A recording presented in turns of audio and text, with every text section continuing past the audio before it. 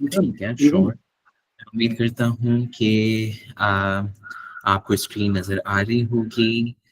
आपके जो भी सवालात हों वो प्लीज़ चैट में लिखते जाइएगा। कोशिश कीजिएगा कि जिस चीज़ की बात हुई है उससे रिलेटेड सवाल हों, और क्योंकि बहुत डिटेल में है प्रेजेंटेशन, तो इंशाल्लाह फिर आपके सवालात टाइम बाय टाइम हल होते जाएंगे। मैं चैट में देख रहा हूँ कि कुछ लोगों को आवाज़ नहीं आ रही, आप रिजॉइन कर सकते हैं। सना, मैं आपसे रिक्वेस्ट करूंगा कि आप अनम्यूट कर दें बाकी लोगों को, like there is also an option. तो ये है, अभी हम स्टार्ट कर लेते हैं। तो thank you so much everyone for joining. हम आपको जिस तरह पता है कि इसके मुकाबलों का राउंड होगा आपके डिस्ट्रिक्ट का जनवरी में या फरवरी में, उसके लिए 5 टीम्स बनी थी। जो बाकी 4 टीम्स हैं इवेंट मैनेजमेंट और लॉजिस्टिक्स के अलावा, उनकी पहली ट्रेनिंग्स हो चुकी हैं। आज आज आपकी ट्रेनिंग है, और फिर कम्युनिकेशंस की एक डिस्ट्रिक्ट राउंड से रिलेटेड भी ट्रेनिंग होगी, वो इंशाल्लाह तो कुछ हफ्तों में हो रही होगी, इंशाल्लाह 1 से 2 हफ्ते में। तो अभी हम स्टार्ट कर लेते हैं। तो सबसे पहले स्टार्ट करते हैं एजेंडा के साथ। इस ट्रेनिंग के अंदर जो इवेंट मैनेजमेंट और लॉजिस्टिक्स टीम के लिए है, सबसे पहले हम बात करेंगे प्रोग्राम फ्लो की। फिर हम बात करेंगे कि जो इवेंट मैनेजमेंट और लॉजिस्टिक्स टीम है उसकी टीम की कॉम्पोजिशन क्या होनी चाहिए है। फिर जो आपका डिस्ट्रिक्ट राउंड का वेन्यू है उसका उसको आपने किस तरह से वेन्यू को इस्तेमाल करना है और उसमें डिफरेंट एरियाज बनाने हैं। और फिर हम बात करेंगे कि इवेंट मैनेजमेंट और लॉजिस्टिक्स टीम के टास्क क्या हैं। और फिर हम आखिर में जो इन चारों चीज़ों को बात करते हुए हम इंपॉर्टेंट पॉइंट्स नोट करेंगे, हम उनको दोबारा से रिवाइज करेंगे ताकि वो हमें अंदाजा हो कि कौन सी चीज़ें बहुत ज़्यादा ज़रूरी हैं इंश्योर करना, ताकि आपका जो डिस्ट्रिक्ट राउंड इवेंट है वो बहुत हाई क्वालिटी हो। तो अभी हम स्टार्ट करते हैं। सबसे पहले हम बात करेंगे प्रोग्राम फ्लो की। मुझे सिर्फ 1 सेकंड लीजिएगा।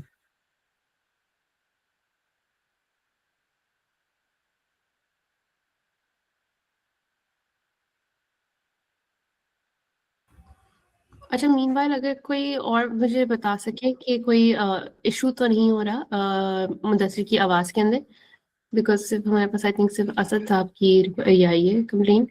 बाकी जो है मुझे भी सुनाई दे रहा है दूसरी डिवाइस से।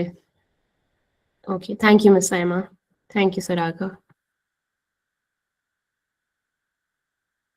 मुदस्सिर आपका भी म्यूट है। Thank you Hira, thank you for okay, pointing out.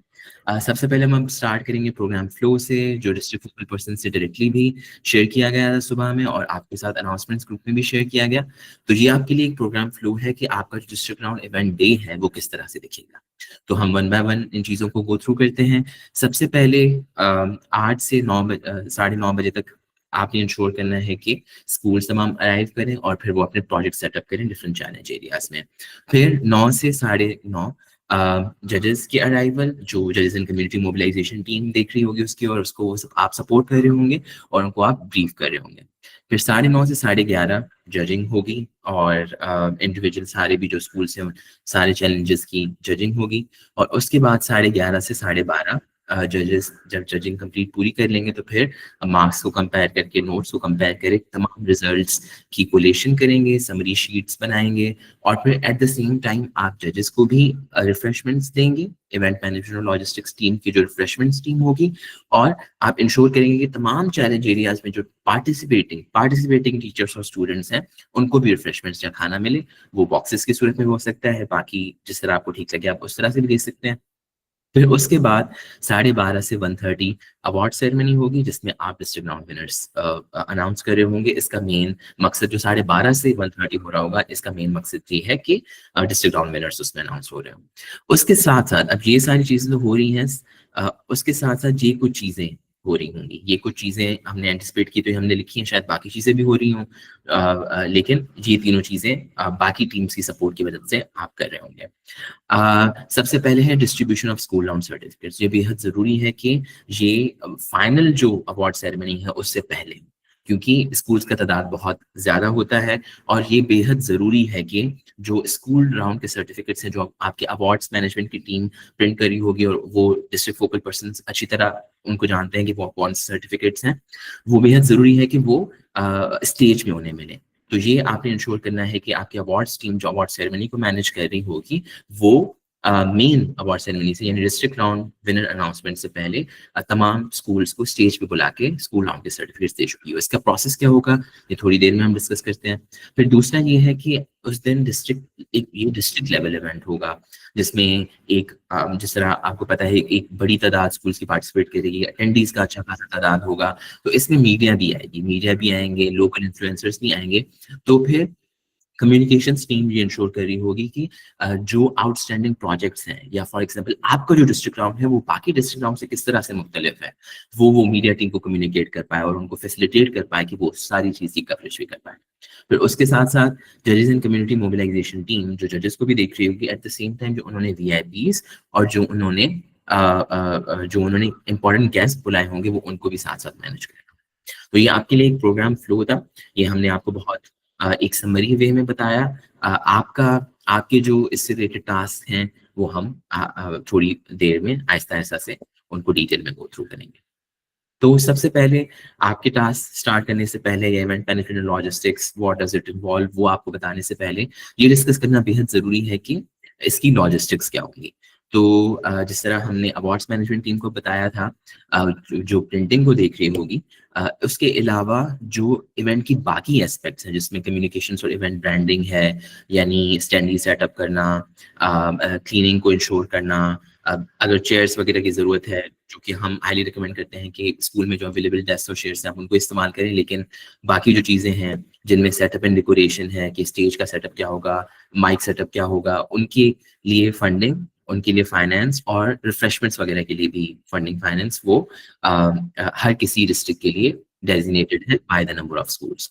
तो ये जो अमाउंट है आपके डिस्ट्रिक्ट का वो हम एक्सपेक्ट कर रहे हैं जो हमारी SCLD के साथ स्कूल एजुकेशन लिटरेसी डिपार्टमेंट के साथ कोऑर्डिनेशन हुई है कि ये तमाम DO के नॉमिनेटेड अकाउंट्स में, DDO में, फिर वो कोई भी हो सकते हैं, वो DO पे डिपेंड करता है, वो जनवरी 1 तक एक्सपेक्टेड है कि वो उनके अकाउंट में आ जाएंगे और फिर इस अमाउंट को DO DFP के जरिए रिस्पॉन्सिबल होंगे कि जो भी वेंडर्स आप सिलेक्ट करते हैं तो स्टेज की सेटअप के लिए यानी माइक के लिए, रिफ्रेशमेंट्स के लिए, डेकोरेशन के लिए आप जो भी वेंडर सेलेक्ट करते हैं DO और DFP रिस्पॉन्सिबल होंगे कि वो उन्हें पेमेंट करें। लेकिन इन तमाम चीज़ों की जो हमने जिसकी थोड़ी अभी डिटेल में बात नहीं की है, डिटेल में आगे बात करेंगे, उनकी कोऑर्डिनेशन और डायरेक्शन जो है वो आपकी टीम यानी इवेंट मैनेजमेंट और लॉजिस्टिक्स की टीम देख रही होगी। तो ये आपको बताना बेहद ज़रूरी था। अब हम स्टार्ट करते हैं। तो अब हम बात करेंगे कि event management and logistics team की टीम कॉम्पोजिशन और टास्क किस तरह से दिखते हैं। तो यहाँ पे आपके लिए कुछ हमने डेजिग्नेशंस काइंड ऑफ डिफाइन कर ली हैं कि इवेंट मैनेजमेंट की टीम में आप कौन से लोगों को कौन से टास्क के लिए सिलेक्ट करें। तो सबसे पहले आपको डिस्ट्रिक्ट फोकल पर्सन जो तमाम इवेंट को कोऑर्डिनेट कर रहे होंगे वो ओवरऑल लीडरशिप प्रोवाइड कर रहे होंगे। उसके बाद वेन्यू फोकल पर्सन बहुत अच्छा है कि वो होस्ट स्कूल से हों या फिर इवेंट मैनेजमेंट टीम से भी हो सकते हैं, जिनसे आप कोऑर्डिनेट कर रहे हों कि वेन्यू की प्रिपरेशन किस तरह से है। तो इनसे आप में भी ये हो सकता है कि जो इवेंट मैनेजमेंट और लॉजिस्टिक्स की टीम के मेंबर्स हैं वो थोड़े दूर वाले स्कूल्स के हैं, तो वो may be every day before the district round वहाँ पे नहीं हो सकते। तो अगर क्लीनिंग होनी है या कोई प्रिपरेशन होनी है डिस्ट्रिक्ट राउंड वेन्यू की, तो वहाँ पे एक आपका डेजिग्नेटेड इंडिविजुअल हो जिनसे आप कोऑर्डिनेट कर पाएं कि ये वाली मेन चीज़ें जो हैं ये डेकोरेशन से पहले ये बिल्कुल बेसिक टास्क हैं, ये बिल्कुल हो जाने चाहिए ताकि ईज रहे इवेंट ऑर्गेनाइजेशन में। फिर उसके बाद तीसरी जो हमने एक चीज़ आपके लिए डिफाइन की है जो एक मेंबर होगा इवेंट मैनेजमेंट और लॉजिस्टिक्स टीम का, ये डिस्ट्रिक्ट फोकल पर्सन तो इवेंट मैनेजर हैं, लेकिन उसके अलावा ये भी इवेंट मैनेजर हैं जो सारे ओवरऑल इवेंट को देखेंगे और इंश्योर करेंगे कि ऑन द इवेंट डे जो भी प्रोग्राम फ्लो डिफाइंड है वो फॉलो हो रहा है, और eight the same time different teams को जो फैसिलिटेशन चाहिए, इवेंट मैनेजमेंट टीम को जो फैसिलिटेशन चाहिए वो उनको मौसूल हो। इस पोजीशन को डिफाइन करने का मकसद ये है कि चूंकि डिस्ट्रिक्ट फोकल पर्सन बाकी टीम्स को भी देख रहे हैं, तो जब एक एडिशनल उनके लिए हेल्पिंग हैंड होगा तो इवेंट ऑर्गेनाइजेशन आसान हो जाएगी और स्मूथ हो जाएगी और हैंडल करना बेहतर हो जाएगा। उसके बाद हाँ, हमने डिफाइन किया है एरिया मैनेजर्स को। ये एरियाज क्या होंगे वेन्यू के अंदर, ये थोड़ी हम देर में बात करेंगे। इन एरियाज में सबसे important, one of the most important areas are the challenge areas, जहाँ पे बच्चों के प्रोजेक्ट्स होंगे, टीचर्स के प्रोजेक्ट्स होंगे। तो हर एरिया के लिए 2 लोग डेजिग्नेटेड होंगे जो उस एरिया के मैनेजर्स होंगे। तो इनका ये काम होगा कि स्कूल्स आ रहे हैं तो पहले ही एरियाज के अंदर टैग्स लगे होंगे कि इस स्कूल का सीरियल नंबर ये है, इस स्कूल का नाम ये है और उस स्कूल की एक स्टूडेंट टीचर टीम को यहाँ पे आना है। तो वो फिर चैलेंज एरिया मैनेजर उन्हें फैसिलिटेट कर रहे होंगे कि आप यहाँ चले जाएं। और एट द सेम टाइम वो पूरे जो इवेंट डे होगा उसके अंदर वो भी देख रहे होंगे कि सारी चीज़ें स्मूथली हो रही हैं, जजेस आ रहे हैं तो जजेस को फैसिलिटेट किया जा रहा है, जजेस जिन टीम्स को इवैल्यूएट करने आ रहे हैं तो वो टीम्स वहाँ पे मौजूद हैं, या और भी कोऑर्डिनेशन, अगर कोई टीम नहीं आई तो वो भी चैलेंज एरिया मैनेजर को पता होगा, ताकि फिर स्मूथली इवैल्यूएशन हो पाए, जजिंग हो पाए और इवेंट डे सही तरीके से प्रोग्रेस करें। फिर उसके बाद हमने आपके लिए यहाँ पे लिखा है कि जो चैलेंज एरिया मैनेजर्स का नंबर है वो नंबर ऑफ पार्टिसिपेटिंग स्कूल्स पे डिपेंड करता है। हमने चूंकि आपको कहा है कि एक एरिया में कम से कम 2 मैनेजर्स तो होने चाहिए, लेकिन अगर एक बहुत बड़ा एरिया है तो उसके सेक्शंस होंगे, लेकिन सेक्शंस होंगे तो फिर उस पे 2 हो सकता है। तो वो ओवरऑल फॉर एग्जांपल अगर 3 सेक्शंस हुए हैं उस चैलेंज एरिया के और उस डिस्ट्रिक्ट का डिस्ट्रिक्ट राउंड बहुत ज्यादा बड़ा है क्योंकि उसमें बहुत ज्यादा स्कूल्स हैं, तो फिर आप देख सकते हैं कि आप 6 एरिया मैनेजर्स ले रहे होंगे अगर आप उसके 3 सेक्शंस बना रहे हैं। अगर आप ज्यादा सेक्शंस बना रहे हैं या कम सेक्शंस बना रहे हैं तो ये number of area managers, challenge area managers differentiate करेगा। फिर उसके बाद चूंकि 4 चैलेंजेस हैं तो 4 चैलेंज एरियाज होंगे, लेकिन उसके अलावा बाकी एरियाज भी डिफाइन होंगे वेन्यू के अंदर। तो वो कौन से हैं, तो उनके लिए भी बेहद जरूरी है कि कम से कम एक इवेंट मैनेजमेंट का टीम उनके लिए भी डेजिग्नेटेड हो। ठीक है, ये कौन से एरियाज हैं हम थोड़ी देर में डिस्कस करते हैं। फिर उसके बाद रिफ्रेशमेंट्स एक इम्पॉर्टेंट चीज़ है, तो उनके लिए भी इवेंट मैनेजमेंट टीम से मेंबर्स मुख्तस हों जो रिफ्रेशमेंट्स को देख रहे हों कि वो टाइम से आएँ और फिर वो टाइम से जजेस को मिले, पार्टिसिपेंट्स को मिले।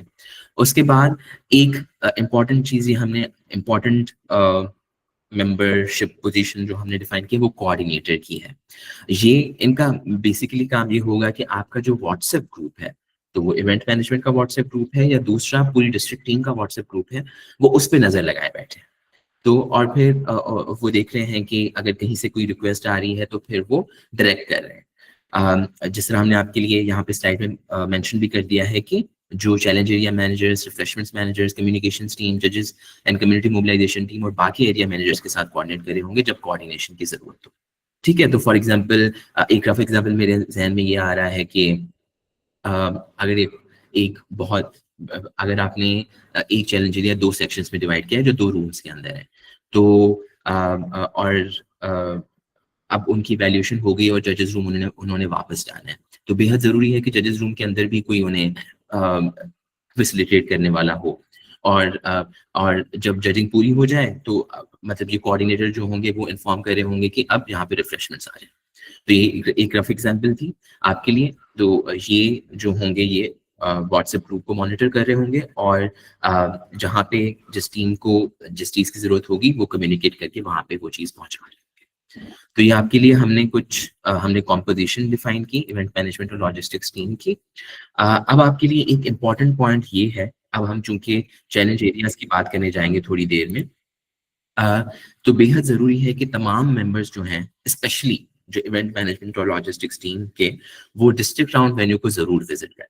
आपको ताकि पता हो कि जजेस का रूम कहाँ है, आपको पता हो कि कौन से चैलेंज एरियाज कहाँ पे हैं, आपको पता हो कि रिफ्रेशमेंट्स कहाँ पे रखे जाएंगे, आपको पता हो कि क्लीनलीनेस की क्या सूरत हाल है, और जो वॉशरूम्स हैं वो गर्ल्स और बॉयज़ के लिए अलग हैं या नहीं है, तो और वो क्लीन है या नहीं, वो यूज़ के काबिल है या नहीं। तो ये बेहद ज़रूरी है कि ये कुछ चीज़ें तो हमने आपके लिए अभी आपको बता दी, लेकिन बेहद ज़रूरी है कि आप वहाँ पे जाएं और ताकि आपको अंदाज़ा हो, आप एंटिसिपेट कर पाएँ कि आपका डिस्ट्रिक्ट लेवल इवेंट वहाँ उस वेन्यू में, उस स्कूल के अंदर किस तरह से दिखेगा। उसके बाद हम थोड़ा बात करेंगे, हमने इवेंट मैनेजमेंट और लॉजिस्टिक्स टीम के स्कोप ऑफ वर्क की तो बात कर ली, लेकिन बाकी टीम्स क्या कर रही होंगी जो हमने प्रोग्राम फ्लो में भी देखा। तो कम्युनिकेशंस टीम जो होगी वो इंश्योर कर रही होगी, वो फोटोग्राफर और वीडियोग्राफर के साथ कोऑर्डिनेट करके कर रही होगी मीडिया टीम के साथ जो उस टाइम पे आ रही हैं, न्यूज़ चैनल्स आ रहे हैं, लोकल मीडिया आ रहा है, उनके साथ कोऑर्डिनेट कर रहे होंगे और इंश्योर कर रहे होंगे ओवरऑल कि वो खुद और जो मीडिया आ रही है वो इवेंट को एक अच्छे तरीके से कंप्लीटली कवर करें। उसके बाद जो जजेस और कम्युनिटी मोबिलाइजेशन टीम है, जिनके लिए हमने हमने 2 ट्रेनिंग्स की थी, वो कोऑर्डिनेट कर रहे होंगे जजेस के साथ, उनको ब्रीफ कर रहे होंगे और उन्हीं की टीम में जजेस एक्सपर्ट्स होंगे जो उनके साथ पूरे टाइम जो भी जजिंग का प्रोसेस होगा उस सारे प्रोसेस के दौरान उनके साथ होंगे। और फिर उनको वापस जजेस रूम में भी लेकर आएंगे, जजेस रिजल्ट्स कोलेशन में भी उनकी हेल्प करेंगे या उनको फैसिलिटेट करेंगे, उनको अगर पेन पेपर चाहिए तो उनको वो भी देंगे। फिर उसके बाद अवार्ड्स मैनेजमेंट की टीम है जिसका काम प्रिंटिंग का तमाम काम है, तो प्रिंटिंग उन्होंने सर्टिफिकेट्स वगैरह की तो करनी ही है, लेकिन इवेंट मैनेजमेंट से रिलेटेड रेलेवेंट जो प्रिंटिंग है तो उसमें स्टैंडीज शामिल है, उसमें स्टेज का बैकड्रॉप शामिल है, उसमें डेकोरेशन शामिल हो सकता है और उसमें एक इम्पॉर्टेंट चीज स्कूल लेबल से भी रिलेटेड है, जिसमें सीरियल नंबर और स्कूल का नेम होगा, तो वो प्रिंट करे होंगे और फिर इवेंट मैनेजमेंट की टीम उनसे वो चीजें लेके स्कूल जो टैग्स हैं उनको हर चैलेंज एरिया में लगा रही होगी और एट द सेम टाइम हमने स्टैंडीज की बात की तो जिस चैलेंज रिलेटेड स्टैंडी है जो स्टेज का बैकड्रॉप है वो इंश्योर कर रही होगी कि वो वहाँ पे लगे और एट द सेम टाइम तो ये है, लेकिन अवार्ड्स मैनेजमेंट की टीम तमाम प्रिंटिंग को देख रही होगी। अब यहाँ पे हमने आपके लिए एक चीज हमने आपके लिए मेंशन की है, इवेंट मैनेज इवन दो तमाम जो टीम्स हैं उनकी इंटर कोऑर्डिनेशन बेहद ज़रूरी है कि तमाम टीम समझें कि दूसरी टीम का रोल क्या है, ताकि वो अपना रोल अच्छे से कर पाए, क्योंकि काफ़ी दफ़ा ये होता है कि बहुत इंटर रिलेटेड रोल्स हैं। फॉर एग्जांपल क्वालिटी एश्योरेंस की टीम है, उसका रोल है कि वो लिस्ट बनाए क्वालिफाइड स्कूल्स की, तो वो ठीक होगी, इफेक्टिव होगी, सही होगी, उसमें तमाम सही डिटेल्स होंगी, तभी फिर जजेस और कम्युनिटी मोबिलाइजेशन वाली टीम अपना काम कर पाएगी और फिर तभी ही जो लिस्ट अवार्ड्स टीम के पास आएगी वो स्कूल टैक्स बना के आपको फिर दे पाएंगे। तो बेहद ज़रूरी है कि आपका इसमें ज़रूरी है कि आप इंश्योर करेंगे कि तमाम टीम्स वेल अवेयर हों अपने टास्क से रिलेटेड, और ताकि वो फिर आपको उनसे जो चीज़ें चाहिए वो आपको फिर दे पाएँ। तो अभी हम बात करते हैं, हमने डेजिग्नेशंस वगैरह की या डिफरेंट मेंबर रोल्स की जो बात की है, तो उनके अब हम थोड़ी डिटेल में देखेंगे कि टास्क क्या होंगे। तो सबसे पहले अवार्ड्स मैनेजमेंट की टीम आपको स्कूल लेवल से रही होगी, जिसके अंदर हर स्कूल का सीरियल नंबर और नेम शामिल होगा। तो यहाँ तक आपको पता चल गया होगा इस पॉइंट तक जब आपको स्कूल लेवल्स मिल रहे होंगे कि कौन सा स्कूल किस चैलेंज में पार्टिसिपेट कर रहा है। तो फिर हर चैलेंज से रिलेटेड आपको लेवल्स मिलेंगे और फिर आपको इंश्योर करना है कि इवेंट डे से पहले, यानी स्कूल के आने से पहले 8 बजे से पहले सीरियल नंबर और स्कूल नेम उस डेस्क पे मौजूद हो जहाँ पे उस स्कूल ने आके अपना मॉडल प्रेजेंट करना है, और हर चैलेंज एरिया में ये हुआ। फिर दूसरी जो चीज़ है जो आपने पहले कर लेनी है और उसके लिए ही बेहद ज़रूरी है कि आपने डिस्ट्रिक्ट राउंड वेन्यू देखा हुआ हो, आपने वो विजिट किया हुआ हो, कि आप एक वेन्यू मैप बनाएंगे। वेन्यू मैप के अंदर क्लियरली मेंशन होगा कि इस रूम के अंदर ये चैलेंज एरिया है, इस रूम के अंदर ये चैलेंज एरिया है, इस आउटसाइड एरिया के अंदर ये चैलेंज एरिया है, और उस वेन्यू मैप के लिए आप एक गाइड वीडियो भी बनाएंगे। और ये वेन्यू मैप की पिक्चर और वेन्यू मैप की गाइड वीडियो आपका जो डिस्ट्रिक्ट स्टीम मुकाबलों का व्हाट्सएप ग्रुप है स्कूल्स का, वहां पे आप शेयर कर देंगे ताकि स्कूल्स को आने से पहले ही पता हो कि हमें कहाँ जाना है। ठीक है, तो ये आपने एक दूसरी चीज करनी है। फिर तीसरी चीज ये है कि जो इवेंट डिकोर से रिलेटेड चीजें हैं कि स्टैंडीज प्रिंट करने हैं, बैकड्रॉप प्रिंट करना है, वो या अगर आप खुद वॉलंटरीली कुछ डेकोरेशन मटेरियल सोच रहे हैं कि हम ये लगाएं ताकि हमारा इवेंट और अच्छा लगे, तो वो आपने इंस्टॉलेशन इंश्योर करनी है कि वो डिस्ट्रिक्ट राउंड इवेंट से पहले वहां पे लगा हुआ हो। फिर उसके बाद स्टेज सेटअप है जो आपने इंश्योर करना है कि वहाँ पे माइक्स वगैरह हों, तमाम चीज़ें हों ताकि फिर अवार्ड्स टीम अपना काम सही से कर पाए। उसके बाद डेस्क टेबल्स चेयर्स, ये गिवन चीज़ है कि लेबल्स तो वहीं लगेंगे, तो वो डेस्क सही जगह पे होंगी तभी वहाँ पे लेबल्स लग पाएंगे, सही चैलेंज एरिया में होंगी, तो ये आपने इंश्योर करना है।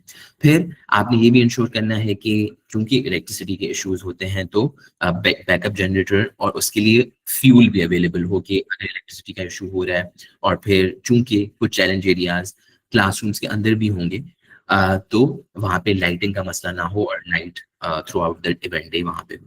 फिर उसके अलावा स्टेज सेटअप के अंदर माइक भी शामिल है कि माइक्स भी अवेलेबल हों, या इवन चैलेंज एरियाज के अंदर भी अगर आपको लगता है कि बहुत ज़्यादा शोर होगा और मतलब ज़रूरी है कि हर स्टूडेंट टीम के पास या टीचर टीम के पास वो माइक पे अपनी पिच जो है वो जजेस को बताएं।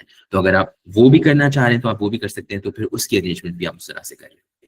ठीक है, फिर उसके बाद जो हम इसको टच कर चुके हैं कि डिस्ट्रिक्ट ग्राउंड वेन्यू की क्लीनलीनेस, वॉशरूम्स की अवेलेबिलिटी, ये हमारे पास कुछ बहुत कंसर्निंग सी स्टोरीज हैं पिछले डिस्ट्रिक्ट राउंड से, जहाँ पे बहुत इश्यूज फेस करने पड़े टीचर्स को, स्टूडेंट्स को, हमें डिस्ट्रिक्ट टीम्स को, कि वहाँ पे वॉशरूम्स की अवेलेबिलिटी नहीं थी। तो ये बेहद आपने इंश्योर करना है कि वॉशरूम्स क्लीन हों, यूजेबल हों, जजेस उनको यूज़ कर पाएँ। जजेस को बहुत ज़्यादा इशू हुआ। उसके अलावा आपने ये भी इंश्योर करना है कि हर वेन्यू एरिया के अंदर ट्रैश कैन्स हों। ये वैसे भी बहुत ज़्यादा इंपॉर्टेंट है कि लिटरिंग ना हो, इवेंट वेन्यू साफ सुथरा हो, क्योंकि pictures throughout the day ली जा रही होंगी, coverage throughout the day हो रही होगी, मीडिया टीम्स डिफरेंट टाइम्स में आती हैं, तो वो भी है। लेकिन eight the same time refreshments के हवाले से भी ये बेहद ज़रूरी है कि स्टूडेंट्स को, टीचर्स को, जजेस को ये ट्रैश कैन्स रेडीली अवेलेबल हो, ताकि वो फिर उनको इस्तेमाल करके उनमें डाल दें, और हमारा वेन्यू जो है ऑल द एरियाज क्लीन रहे थ्रू आउट द डे। उसके बाद हम अब बाकी रिस्पॉन्सिबिलिटीज़ या टास्क की बात करें, तो चैलेंज एरिया मैनेजर्स हमने बात की, सरसरी तौर पे हम थोड़ा उनको डिटेल में देखते हैं। अब इनका मेन काम ये है कि जो भी चैलेंज एरिया जो इनको असाइन हुआ है वो उसको throughout the day manage करें, throughout the event day. Schools को वो हेल्प कर रहे हों कि वो अपने डेस्क और स्टॉल्स पे आए हों, और उनको हेल्प कर रहे हों कि वो अपने प्रोजेक्ट्स को डिस्प्ले कर पाएँ। और eight the same time challenge area managers जजेस और कम्युनिटी मोबिलाइजेशन टीम के साथ भी कोऑर्डिनेट कर रहे होंगे। एक जजेस एस्कॉर्ट हर जजेस टीम के साथ जजेस एंड कम्युनिटी मोबिलाइजेशन टीम के तरफ से होगा, तो उनसे कोऑर्डिनेशन हो, ताकि फिर उन्हें पता हो कि इस रूम में आ रहे हैं तो ठीक है, हाँ आ जाए, यहाँ पे तमाम स्कूल्स हैं। अगर कोई स्कूल चला गया है, कहीं और विजिट कर रहा है, तो उनको भी फिर इंश्योर करना कि आप खुद अपनी जगह नहीं छोड़ेंगे, चैलेंज एरियाज अपनी जगह नहीं छोड़ेंगे, लेकिन फिर आप इंश्योर करेंगे कि आपका कोई मेंबर फिर उन्हें ले आए। फिर एक दूसरा इंपॉर्टेंट टास्क ये भी है कि challenge area managers on the four front होंगे, वो देख रहे होंगे कि कौन सा प्रोजेक्ट बहुत अच्छा है, या कौन सा प्रोजेक्ट का थॉट प्रोसेस या आइडिया बहुत आउटस्टैंडिंग है, जो कि बाकी डिस्ट्रिक्ट ग्राउंड्स में नहीं होगा, या बिल्कुल इस तरह से है कि बिल्कुल यूनिक है। तो फिर आप उसको उसके बारे में challenge area manager communications team को बता रहा होगा कि वो अगर कोई मीडिया की टीम आई है तो वो उसको वहां पे लेकर आए। अगर मतलब फोटोग्राफर या वीडियोग्राफी या फोटोग्राफी कर रहा है, तो वो इंश्योर करेंगे कि वो भी उन पिक्चर्स में और उन वीडियोस में आए। और फिर आखिर में चैलेंज एरिया मैनेजर्स ने ये भी इंश्योर करना है कि जब रिफ्रेशमेंट्स सर्व हों, जो हमने आपको बताया कि रिफ्रेशमेंट्स चैलेंज एरिया से सर्व हो रहे होंगे, तो वो भी वहीं पे ही होंगे, और वो इंश्योर कर रहे होंगे कि लिटरिंग ना हो, वहाँ पे ट्रैश कैंस हों, और स्टूडेंट्स, टीचर्स, जो भी पार्टिसिपेंट्स हैं वो उनको इस्तेमाल करें और चैलेंज एरिया को खराब ना करें। फिर उसके बाद इसमें एक छोटी-सी कैवियाट ये भी है कि जैसे जजिंग प्रोसेस एक दफ़ा एंड हो गया, तो उसके बाद प्रोबेबिलिटी है कि जजेस शायद वापस आएँ। तो वो ये हो सकता है कि जो उन्होंने विनर्स चूज़ किए हों, उनको वो फिर दोबारा से उनसे कुछ सवालात करना चाह रहे हों, या वो फिर मेबी टाई ब्रेक करने के लिए उनसे सवालात करना चाह रहे हों। मेबी वो इंश्योर करने आ रहे हैं कि हमने जो सीरियल नंबर या जो नाम लिखा है, या जिसको हम विनर डिक्लेयर कर रहे हैं, फर्स्ट, सेकंड, थर्ड दे रहे हैं, वो ठीक नाम हमने लिखा है या उसका ठीक सीरियल नंबर है। तो उस वजह से भी बेहद ज़रूरी है कि चैलेंज एरिया मैनेजर वहाँ पे जब तक अवार्ड सेरेमनी, जब तक रिजल्ट्स फाइनल नहीं हो जाते, जो आपको आपके व्हाट्सएप ग्रुप से पता चलेगा, आपको टीमें बता रही होगी, आप वहाँ से नहीं जाएँगे। ठीक है, फिर उसके बाद रिफ्रेशमेंट्स की भी हमने बात की। आप जो रिफ्रेशमेंट्स की टीम होगी, या रिफ्रेशमेंट्स के आप जो मेंबर्स डेजिग्नेट करेंगे मैनेजमेंट के लिए आपकी टीम में से, तो वो फिर वेंडर के साथ कोऑर्डिनेट कर रहे होंगे, वो इंश्योर कर रहे होंगे कि टाइमली आएँ और टाइमली सर्व हों, और टाइम के अंदर सारी चीज़ें ख़त्म हों, ताकि फिर अवार्ड सेरेमनी हो पाए। तो फिर ये रिफ्रेशमेंट्स टीम का काम होगा। उसके बाद हम ये कोऑर्डिनेटर की हम पहले भी बात कर चुके हैं कि ये एक डेजिग्नेटेड आपकी टीम में से एक फर्द होगा, या इवन 2 फर्द भी हो सकते हैं, जो डेफिनिटली पहले पूरे वेन्यू को भी देख रहे हों, विजिट कर रहे हों, बाकी अपनी टीम्स को हेल्प कर रहे हों, बाकी अपने मेंबर्स को हेल्प कर रहे हों, लेकिन एट द सेम टाइम उनका ये काम है कि कोऑर्डिनेशन पूरी हो रही हो। अगर व्हाट्सएप पे कोई किसी को हेल्प चाहिए है, कोई रिक्वायरमेंट है, तो वो फुलफिल हो, और जिस तक वो बात पहुँचनी है, वो उस तक वो कोऑर्डिनेशन, वो बात पहुँचे। तो अभी हमने आपकी इवेंट मैनेजमेंट और लॉजिस्टिक्स टीम के डिफरेंट टास्क हैं, और जो मेंबर्स आप सिलेक्ट करेंगे, उनकी हमने डिटेल में बात की। अब हम बात करेंगे कि वेन्यू को किस तरह से डिवाइड करना है। तो अब मैं रिक्वेस्ट करूँगा अपनी कॉलीग से, हिरा से, कि आप लें और हमें बताएं। बिल्कुल, thank you Mudassir. Do you want to continue sharing the screen? Both work, I can continue. Okay, alright, great. So अब हम जो है थोड़ा सा चलते हैं इस तरफ कि जैसे मुदस्सिर ने पहले बताया कि डिफरेंट वेन्यू के एरियाज होंगे जिनके मैनेजर्स असाइन किए जाएंगे जो इन एरियाज को ओवरलुक कर रहे होंगे। सो अब लाइक मैं थोड़ा सा इन वेन्यू के एरियाज के बारे में बात करना चाहूंगी। सो इसेंशली 9 एरियाज होंगे। सबसे पहले जो है हमने 4 चैलेंज एरियाज के बारे में बात की है, जो डिफरेंट चैलेंजेस हमारे हैं। Imagine your neighbourhood, design a playscape, imagine your ride, and फिर जो टीचर्स चैलेंज है, इमेजिन योर क्लासरूम का। सो इसके चारों के अलग अलग एरियाज बनाए जाएंगे। फिर हमारे पास अवार्ड सेरेमनी का एरिया होगा जहाँ पे ऑफ कोर्स अवार्ड्स बांटे जाएंगे। जो फिर एक जजेस का वेटिंग रूम या ब्रीफिंग रूम होगा जहाँ पे जब जजेस आएंगे आपके वेन्यू पे तो वहाँ पे वो इकट्ठे होंगे, उनको आपकी टीम एक ब्रीफिंग देगी और फिर वहां से वो जाएंगे स्टूडेंट्स को और टीचर्स को जज करने, और फिर वापस भी उसी कमरे में आके वहाँ पे अपने जो है मार्क्स कैलकुलेट करेंगे। फिर एक फूड एरिया होगा यानी कि जहाँ पे डिफरेंट जो है फूड के स्टॉल्स लगे होंगे, जो बच्चे आके स्टूडेंट्स आके जो है जहाँ से जो है खाना पीना ले सकते हैं। और फिर एक कंट्रोल रूम होगा जो एक तकरीबन एक आपकी टीम के लिए एक हेडक्वार्टर के तौर पे जो है सर्व करेगा। और फिर जो है फिर जो है अगर आपके पास जो है कोई वर्कशॉप्स आपकी टीम में हो, आपके डिस्ट्रिक्ट में हो रही होंगी, डिस्ट्रिक्ट टाउन में, जो हम अगेन उसके बारे में थोड़ी सी ज्यादा बाद में बात करेंगे। और फिर अगर आपको इसके अलावा भी कोई और जगह की जरूरत है according to what you need, so वो भी जो है जगह हो सकती है, राइट। अच्छा, अब थोड़ा सा इन एरियाज के बारे में हम थोड़ा इसको जो है जूम इन करके बात करते हैं। सो सबसे पहले जब चैलेंज एरियाज के बारे में आ जाए तो ऑफ कोर्स इसका मतलब ये है कि जो 4 चैलेंजेस हैं उनके जो स्टूडेंट्स या टीचर्स जो पार्टिसिपेटिंग है वो अपने ग्रुप्स के अंदर अपने प्रोजेक्ट्स के साथ डिफरेंट स्टॉल्स या टेबल्स पे खड़े होंगे जहाँ पे जो है जजेस आके उनके प्रोजेक्ट्स देखेंगे और फिर उनको जज करेंगे। सो यहाँ पे हमने पिछले डिस्ट्रिक्ट राउंड्स की कुछ पिक्चर्स लगाई हुई हैं जिसके अंदर हमारे आप देख सकते हैं कि स्टूडेंट्स ग्रुप्स में खड़े हुए हैं, उनकी वो पीछे एक कुर्सी पे बैठे हैं, आगे एक टेबल है जिसके ऊपर उनका प्रोजेक्ट रखा हुआ है। एंड सारे जो है या सारे नहीं तो काफी सारे जो है प्रोजेक्ट्स जो है इस इन पिक्चर्स के अंदर नजर आ रहे हैं कि वो एक ही जगह पे इकट्ठे जो है चैलेंज की कैटेगरी के हवाले से वो जो है वो जो है खड़े हुए हैं, राइट। अब अगर हम आगे बढ़े तो हम हर चैलेंज एरिया के बारे में पिछले साल भी हमने इस तरीके से किया था कि हर चैलेंज एरिया के बारे में भी हमने अलग अलग बताया था कि उसकी क्या रिक्वायरमेंट्स है। इस साल भी हम यही करेंगे, लेकिन एक सबसे पहले, हाँ हम आगे ही चले जाते हैं, बस सही है। अच्छा, अब लेकिन एक इससे पहले जो चीज है कि आपको पता है कि आपने आप अगर आप टियर 1 या टियर 2 या टियर 3 डिस्ट्रिक्ट पे है एट दिस पॉइंट आपको ये पता होगा। एंड ये है कि ये जो डिस्ट्रिक्ट्स की हमने टियर्स डिफाइन किए हैं वो इस तरीके से है कि आपके टोटल पूरे डिस्ट्रिक्ट में कितने पार्टिसिपेटिंग स्कूल्स हैं जो स्टीम मुकाबलों में पार्टिसिपेट कर रहे हैं। सो जैसे कि टियर 1 डिस्ट्रिक्ट के 68 to 37 जो टियर 1 के अंदर जो टॉप डिस्ट्रिक्ट है कोरंगी, उसके 68 स्कूल्स हैं। एंड जो टियर 1 के अंदर जो फिर 7th नंबर पे है हमारा डिस्ट्रिक्ट, वो है टनवाला यार, जहाँ पे 37 स्कूल्स हैं। एज यू कैन इमेजिन 37 और 68 बहुत ज्यादा बड़े नंबर्स हैं। अब यहाँ पे आप ये सोचें कि अगर एक ही रूम के अंदर सारे 37 स्कूल्स को जो है आपने जो है फिट कर लिया तो क्या ये पॉसिबल हो पाएगा? इमेजिन करें कि 37 स्कूल्स हैं और 37 स्कूल्स के अंदर आपने इस तरीके से कर रहे हैं कि लाइक हर स्कूल के 3-3 स्टूडेंट्स भी मौजूद होंगे। सो 37 टाइम्स 3 तो ये 90 से ज्यादा जो है स्टूडेंट्स बन गए, 100 से ज्यादा स्टूडेंट्स बन गए। अब आप जो है तो ये तो इम्पॉसिबल हो जाएगा।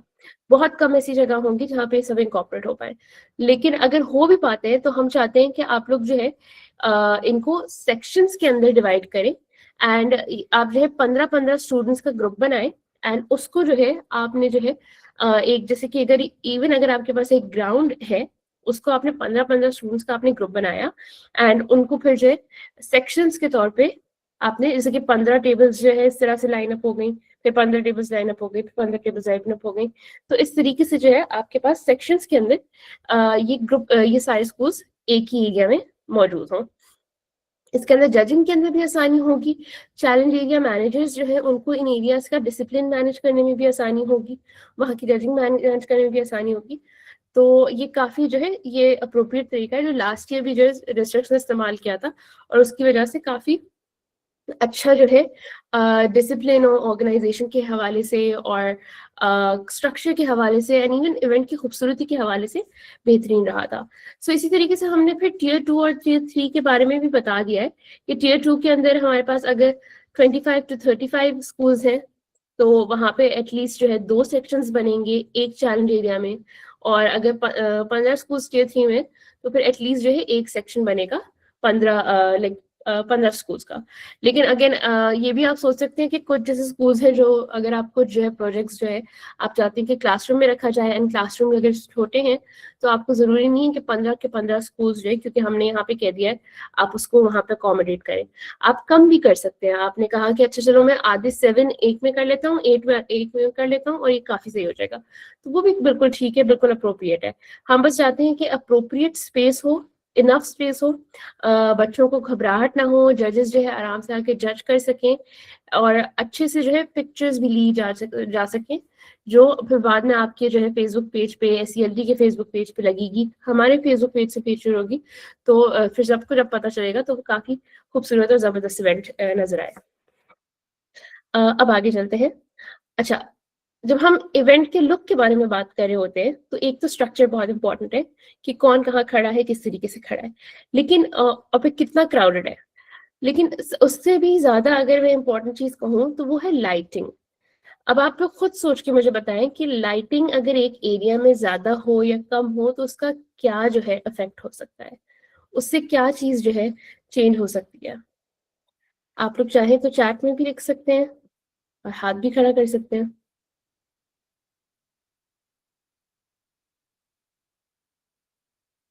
मिस यूसरा का आया है, पिक्चर टेकिंग के लिए बहुत इंपॉर्टेंट है लाइटिंग।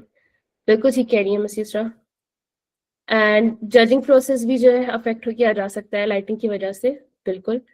सो ऑफ कोर्स आपकी जो है पिक्चर्स जब अच्छी पिक्चर्स जो है अच्छी तभी आएंगी जब कैमरे के अंदर लाइट पड़ेगी, और लाइट तब जब पड़ेगी तभी जो है जो जजेस भी हैं वो भी जो है तब भी ज़्यादा सही तरीके से देख पाएंगे कि प्रोजेक्ट है क्या। और आपको जैसे पता है कि आप लोग ने इस दफ़ा के जो प्रोजेक्ट्स हैं उसके अंदर काफ़ी जो है जूम इन करके देखना पड़ेगा, टेक्निकलिटी समझनी पड़ेंगी टू फुली अंडरस्टैंड कि स्टूडेंट्स ने बनाया क्या है। तो और फिर इवन टीचर्स के जो पोस्टर्स हैं वो भी जो है इसी तरीके से हैं जिसके अंदर टेक्स्ट लिखा होगा, पिक्चर्स होंगी मौजूद, तो जजेस को अगर इनफ लाइट नहीं होगी तो फिर जजिंग प्रोसेस भी सही नहीं हो पाएगा। एंड जैसे सर इसरार ने भी कहा कि project display may not be attractive, so that's also true कि फिर जो है डिस्प्ले भी अगर जो है अच्छा नहीं लगेगा तो जजेस को भी जो है मजा नहीं आएगा प्रोजेक्ट को जज करने में, एंड फिर वो उनका अल्टीमेटली ओवरऑल जो है उनका जो है माइंड जो है इस तरह से बन जाएगा कि ये प्रोजेक्ट्स अच्छे हैं ही नहीं, तो इनके बायस को भी अफेक्ट कर सकता है। मिस साइमा ने ये भी कहा है कि लाइफफुल एंड एनर्जेटिक एनवायरनमेंट मतलब मूड पे भी इफेक्ट हो रहा है। Thank you for that Jamal, ये बिल्कुल सही है। एंड एग्जैक्टली सना ने भी जैसे लिखा है कि आप जो है स्टूडेंट्स को और टीचर्स के हार्डवर्क को दिखाने के लिए आपको 100% ज़बरदस्त लाइटिंग जो है चाहिए होगी, ताकि हर चीज़ जो उन्होंने काम किया है उसको जो है उस पर फोकस किया जा सके। सो आगे चलते हैं मुदस्सिर, थैंक यू। अच्छा, अब जो रीइमेजिन योर नेबरहुड चैलेंज है उसके लिए हम चाहते हैं कि चैलेंज एरिया इस तरीके से हो कि हमने कुछ ऑप्शंस दिए हैं। पहला ये है कि एक आप लार्ज वेल लिट क्लासरूम रख सकते हैं, इसके अंदर जो है रोशनी भी ज़बरदस्त हो, स्पेस भी बहुत ज़्यादा हो, जो उनका जो क्योंकि वो आर्ट चैलेंज है उसके लिए डिस्प्ले करने के लिए इनफ जगह हो, और वो जो है उसकी पिक्चर्स भी ली जाए या उसको जजेस भी देखने आए तो वो अच्छे तरीके से नुमाया हो, राइट। फिर हम आगे चलते हैं। दूसरा ऑप्शन ये है कि आप एक लार्ज वेल लिट कॉरिडोर में भी कर सकते हैं। सो लास्ट टाइम भी काफ़ी दफ़ा जो है हमने देखा था कि जो आर्ट चैलेंजेस थे उनको आपने जो है डिस्ट्रिक्ट ने इस तरह से किया था कि कॉरिडोर में लगा दिया था। वहाँ पे लाइटिंग भी बहुत जबरदस्त थी, लेकिन हम ये इस पे एम्फसाइज करेंगे कि वो लार्ज हो, बड़ा हो कॉरिडोर, क्योंकि कुछ जगहों पे जहाँ पे छोटे एरियाज के अंदर जो है छोटे कॉरिडोर तो था, लाइट भी थी, लेकिन वो था छोटा, तो वो कंजस्टेड भी हो गया था। क्योंकि आप इवन अगर आप जो है 5 बच्चों को एक छोटी जगह पे खड़े कर दोगे, तब भी जो है बहुत बहुत कंजस्टेड फीलिंग आएगी। लेकिन अगर जो है एक बड़े कमरे में 5 बच्चों को क्या 10 बच्चों को भी आप ले आए, तो भी जो है वो कमरा बड़ा लगेगा। सो ये बहुत इंपॉर्टेंट है, इस पे जरूर जो है लाइक इसको जरूर जो है ना अपने कंसिडरेशन में लाइए। अच्छा, ये 2 चीजें हो गई। फिर ये है कि अब आपने एक तो अब आपको समझ में, इसको आप ऑप्शन तो हमने दोनों दे दिए। तो आपके पास अगर दोनों भी हैं अवेलेबल अपने डिस्ट्रिक्ट के वेन्यू में, अस्सी मुकाबलों के वेन्यू में, तो आप इंश्योर करें कि वो जगह करें जहाँ पे नेचुरल लाइट जो है बेहतरीन हो। सो इवन ट्यूबलाइट और लाइटिंग दूसरी किस्म की नहीं, नेचुरल लाइटिंग पे फोकस करें। ठीक है, कोशिश करें कि वो कवर्ड एरिया हो, क्योंकि एज यू कैन इमेजिन कि स्टूडेंट्स के प्रोजेक्ट्स हैं और फिर धूप भी होती है सुबह के वक्त जिस टाइम पे डिस्ट्रिक्ट राउंड्स हो रहे होते हैं, तो वो जो है वो प्रोटेक्टेड भी रहे और धूप से भी बॉदर ना हो पाए। ठीक है, कवर्ड एरिया होना लाजमी है। फिर आपके पास जो है स्टॉल और डेस्क होने चाहिए, जिसके ऊपर जो है स्टूडेंट्स रख भी सकें अपना पेपर, सॉरी अपना स्कल्पचर, एंड जो उनके स्पेशली जैसे कि उन्होंने अगर अपनी कोई ग्राफिकल रिप्रेजेंटेशन बनाई है, एंड इनफैक्ट मैं चाहूंगी कि आप जो है, बल्कि ये मैं जरूर चाहूंगी कि आप लोग जो है जो स्कूल्स आ रहे हैं डिस्ट्रिक्ट नाउन में, उनको एम्फसाइज करें कि वो अपना ना ग्राफिकल रिप्रेजेंटेशन जरूर बना के लाए, ताकि वो इतना जबरदस्त होगा कि आगे स्टूडेंट्स की डेस्क रखी है जिसके ऊपर उन्होंने अपना प्रोजेक्ट रखा है, एंड पीछे जो है उनका वो ग्राफ पूरा जो है डिस्प्ले हुआ है। तो वॉल की मदद से जो कॉरिडोर में भी अवेलेबल होगी और क्लासरूम में भी अवेलेबल होगी, वो आप जो है स्टूडेंट्स अपने बैकग्राउंड में लगा सकते हैं, एंड वो बीच में खड़े हो सकते हैं और फिर जो है आगे उनके प्रोजेक्ट्स रखे होंगे। सो उनके लिए प्रेजेंट करने में, पिच देने में भी काफी जबरदस्त रहेगा। ठीक है, एंड फिर ये कोशिश करिएगा कि जो अब आपकी कॉम्स की टीम है, वो जो है आप लोग को प्रिंट करके देगी चैलेंज एरिया के स्टॉल्स। सो एसेंशियली एक स्टैंडी होगा जिसके ऊपर जो है लिखा होगा कि ये रीइमेजिन योर नेबरहुड चैलेंज है, स्टीम मुकाबलों का आपके डिस्ट्रिक्ट का लोगो भी लगा होगा उस पर। तो उसको इस तरीके से प्लेस किया जाए कि वो अगर जो है मैं किसी भी साइड से उस सेक्शन की या उस कमरे की तस्वीर लूँ, उस चैलेंज एरिया के सेक्शन या कमरे की तस्वीर लूँ, तो वो स्टैंडी नजर आए। तो ये कोई भी तस्वीर ले तो उनको 100% ये अंदाजा हो कि ये रूम जो है, और फिर वो आगे वो किसी और को भेजे वो तस्वीर, तो उनको 100% अंदाजा हो जाए कि ये रूम है इसी रीइमेजिन योर नेबरहुड चैलेंज का। ठीक है, अच्छा, आप लोग ये भी इंश्योर करिएगा कि स्टूडेंट्स के लिए बैठने की जगह हो। सो जो भी डेस्क रखा जा रहा है, जो भी लाइक टेबल रखी जा रही है, स्टॉल रखा जा रहा है, मेक श्योर करें कि वहाँ पे कुर्सियां भी हो, या डेस्क के अंदर जो है जो बेंच है वो बैठने के लिए सफिशिएंट हो, ये ना हो कि वो टूटी भी हो, तो वो अच्छी सही हो, ताकि स्टूडेंट्स जो है, क्योंकि उनको लंबा काफी खड़े रहना पड़ता है, लाइक 2 से 3 घंटे वो खड़े होते हैं, बल्कि ज्यादा ही होते हैं, क्योंकि स्टूडेंट्स तो अपना प्रोजेक्ट लेकर वो बहुत जल्दी आ जाते हैं, राइट। जो मुदस्सिर ने बताया कि 8 बजे 8:30 बजे वो अराइव कर रहे होंगे। सो वो जो है फिर उनके लिए बहुत लंबा दिन हो जाएगा। सो उनके लिए बैठने की जगह होना बहुत बहुत जरूरी है, राइट। सो अब आगे हम चलते हैं मुदस्सिर। एक और ये चीज आई कैन पॉइंट आउट, अगर आप पिछले स्लाइड पे चले जाओ। आई नो ये बहुत ऑब्वियस है, लेकिन ये बताना जरूरी है कि यहाँ पे जो तस्वीर दिखाई है ये पिछले दफा के आर्ट क्रिएटिव चैलेंज के लिए थी, जो पोस्ट कार्ड था। तो ऑब्वियसली पोस्ट कार्ड को आप टांग सकते थे, स्कल्पचर को आप नहीं टांग सकते, उसके लिए टेबल लाजमी होगी। और टेबल पे जैसे हिरा ने अच्छे से एक्सप्लेन किया कि वो सीरियल नंबर, नेम सब लगा पाओगा। ये तस्वीर जो है पूरे इस चैलेंज को डिफाइन करने के लिए, चैलेंज एरिया को डिफाइन करने के लिए, इसका मकसद था कि आपको लाइटिंग और स्पेस दिखाई जाए। तो ये इसलिए है कि आपको नजर आए कि अगर आप कॉरिडोर में कर रहे हैं, जो एक हाफ आउटसाइड हाफ इनसाइड वाली स्पेस है, वो खुली, चौड़ी, वसी हो। Thank you. And like just two point out, यहाँ पे थोड़ा वो एरर हो गया था, कम्युनिकेशंस टीम प्रिंट नहीं कर रही होगी स्टैंडीज वगैरह, अवार्ड्स टीम कर रही होगी। सॉरी, अवार्ड्स टीम करी होगी। तो आई एम ये सॉरी। है, तो आप उनसे कोऑर्डिनेट करेंगे, वो आपको देगी। कम्युनिकेशन टीम का काम ये है इंश्योर करना कि पिक्चर्स में वो स्टैंडी नजर आए। बिल्कुल बिल्कुल, yes. Thank you for the correction Mudassir and the addition Sana. तो हम आगे फिर चलते हैं। तो ये हमने छोटा सा मैप बनाया है जिसके अंदर जरा सा डेमोन्स्ट्रेट हो जाएगा कि किस तरीके से स्टूडेंट की टेबल्स लगी होंगी, डेस्क लगी होंगी, जहाँ पे वो खड़े होंगे अपने बल्कि बैठे होंगे अपने जो है प्रोजेक्ट्स के साथ, क्योंकि सीटिंग बहुत इंपॉर्टेंट है। सो ये जो ये ग्रीन बॉक्सेस आपको नजर आ रहे हैं, ये एसेंशियली वो डेस्क, टेबल्स और बैठने की जगह है जहाँ पे स्टूडेंट टीम्स बैठी हुई है। ठीक है, फिर आपके पास जो है ये जो वॉल्स होंगी वो इस्तेमाल होंगी जिसके अंदर आप जो है स्टूडेंट्स जो है जो भी उनके चार्ट्स हैं, ग्राफ्स हैं स्कल्पचर से रिलेटेड, उनकी जितनी भी ग्राफिकल एनालिसिस है उनको वो जो है चार्ट पेपर पे लगा के वो अपने बैकग्राउंड में हैंग कर सकते हैं। सही, आगे बढ़ते हैं। फिर ये है कि आपने जो है मेक श्योर करिएगा कि जो अगर आप कॉरिडोर इस्तेमाल कर रहे हैं तो उस कॉरिडोर की जो है क्लासरूम्स जो है ऑक्यूपाई ना हो। क्यों? क्योंकि फिर जो है आने जाने का रश होता है मुस्तकिल, एंड फिर जो क्या कहते हैं जो एक वो क्राउडेडनेस की जो है बात हम कर रहे हैं वो फिर अगेन दोबारा अफेक्ट होना शुरू हो जाती है। प्लस स्टूडेंट के चैलेंजेस, आप ये वाला चैलेंज ऐसा है कि वो स्कल्पचर जो बनाया है उसके अंदर वो है भी लाइक एक छोटा सा स्ट्रक्चर, डेलिकेट भी हो सकता है क्योंकि हमने इंकरेज भी किया है कि वो ग्लू और टेप टाइप चीजें इस्तेमाल ना करें। सो फिर वो इसी तरीके के जगह पे रखा जाए जहाँ पे वो प्रोटेक्टेड भी हो, वो रश की वजह से खराब ना हो जाए एंड सो ऑन। सो आगे चलते हैं।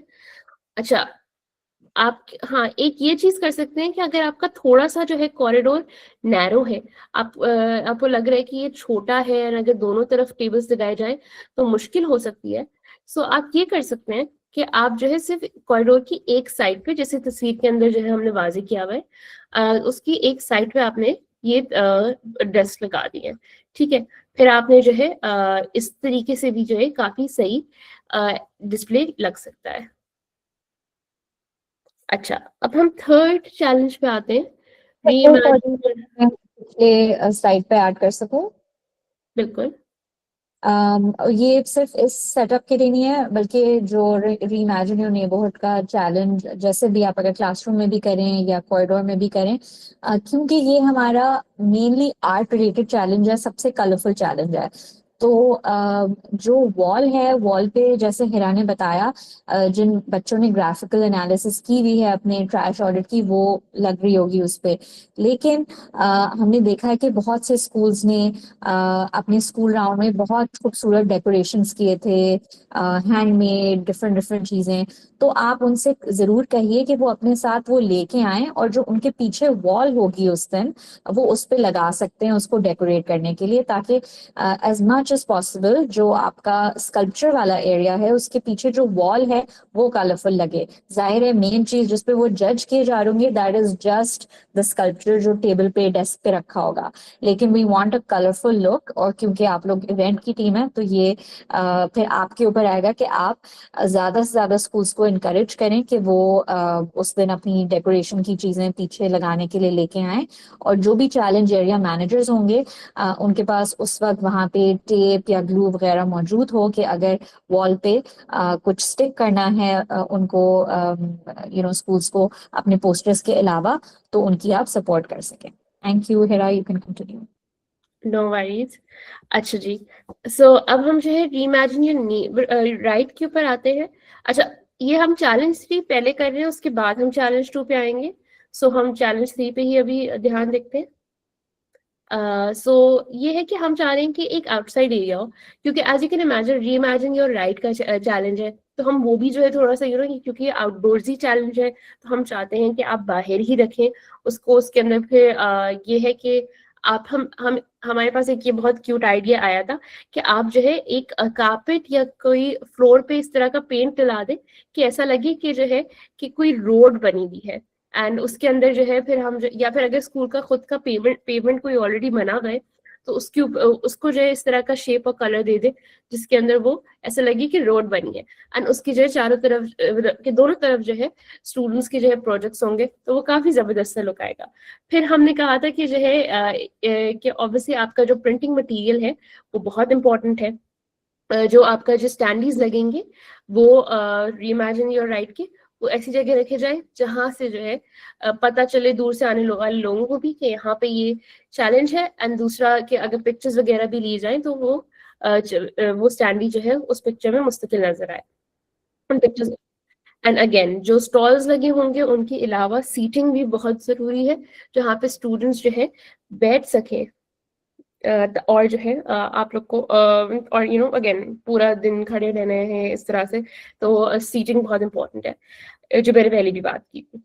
और इसमें बोनस आइडिया हमारे पास ये था कि आप लोग जो है कोई अगर जो है किसी टीचर की या किसी फोकल पर्सन की बाइक है या किसी के पास कोई रिक्शा है या कोई कार्ट है जो ये 2 व्हीलर और 3 व्हीलर कैटेगरी में फुलफिल होती है, उसको जो है आप लोग थोड़ा सा स्टीम स्टाइल डेकोरेट करके उसको जो है आप रख सकते हैं। एक तरीके का वो फोटो बूथ भी बन सकता है जहाँ पे बच्चे आके तस्वीरें खिंचा सके, टीचर्स आके तस्वीरें खिंचा सके, and eight the same time उस एरिया को भी काफी लाइवन अप कर देगा और रेलिवेंट रहेगा कि अच्छा ये रीइमेजिन योर राइट का चैलेंज है, तो यहाँ पे भी हमने जो है राइड्स रखी हुई है।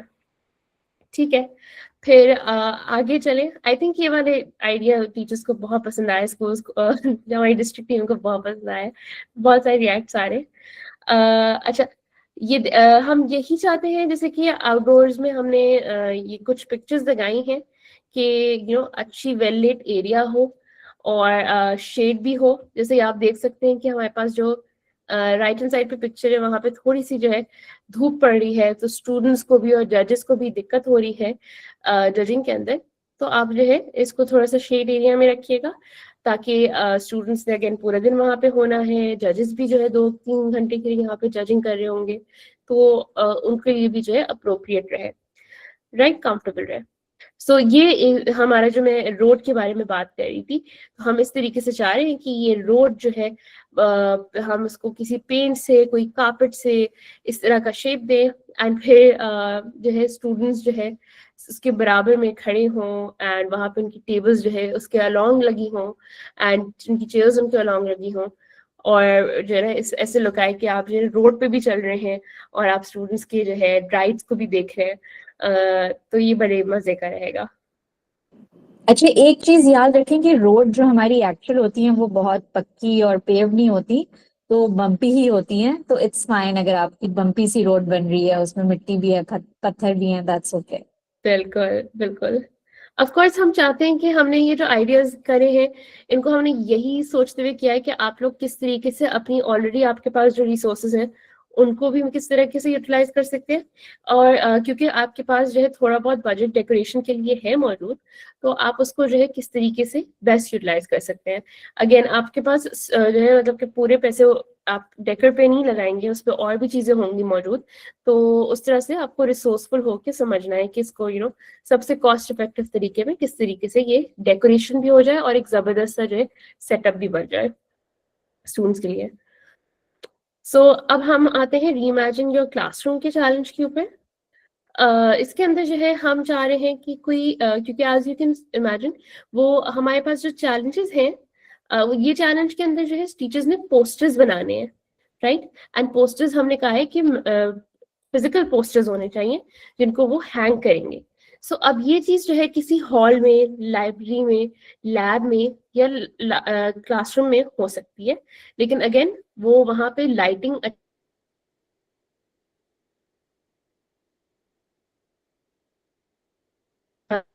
इनफ लगी हूँ कि उसकी जो है बेहतरीन तस्वीरें आ सके, एंड अगेन पोस्टर्स पे पढ़ाई करने का काम बहुत सारा है, तो वो उसको पढ़ना जो है जजेस के लिए भी कंफर्टेबल होना चाहिए, राइट।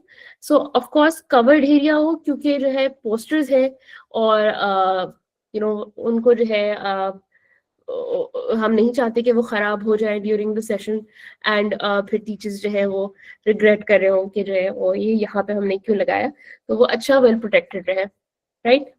फिर जो है हम चाहते हैं कि स्कूल्स की टीम्स जो है सो बेसिकली इस तरीके से जो है एरिया के जो हमारा जो भी रूम होगा या हॉल होगा या लैब होगी, उसमें इस तरीके से लगे कि हमने जो है उसकी ना दीवार से लगे, ताकि दीवार के ऊपर टीचर्स अपना पोस्टर्स हैंग कर सकें, एंड फिर आगे उनकी जो है चेयर्स रखी हो जहाँ पे वो बैठ के या खड़े होके उसके आगे खड़े होके वो जो है प्रेजेंट कर सके। सो आप तकरीबन इस तरीके से देख सकते हैं। लास्ट ईयर भी जिस तरीके से हमने अपना पोस्टर चैलेंज किया था, तो हमने कहा था आप लोग को कि उसको जो है पाकिस्तान इन 2100 वाला, इसके अंदर हमने कहा था कि आप वॉल पे अपने पोस्टर्स लगाएं। फिर अभी भी जो हमारे पास स्टूडेंट्स के आ रहे हैं चैलेंजेस के पिक्चर्स, उसमें भी जो है इसी तरीके से वो दरवाजों पे बैकग्राउंड जो वॉल है उसमें जो है पोस्टर्स लगा रहे हैं। So that is exactly what we want.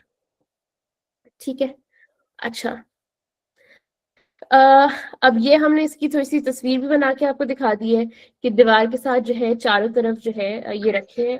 अच्छा जी, सॉरी फॉर दैट। अब आपने जो है चारों तरफ जो है ये लगा दी है, टेबल्स लगा दी है, और फिर जो है आपने अपनी वॉल के ऊपर प्रोजेक्ट्स डिस्प्ले कर दिए हैं, राइट। सो ये इस तरीके से होगा।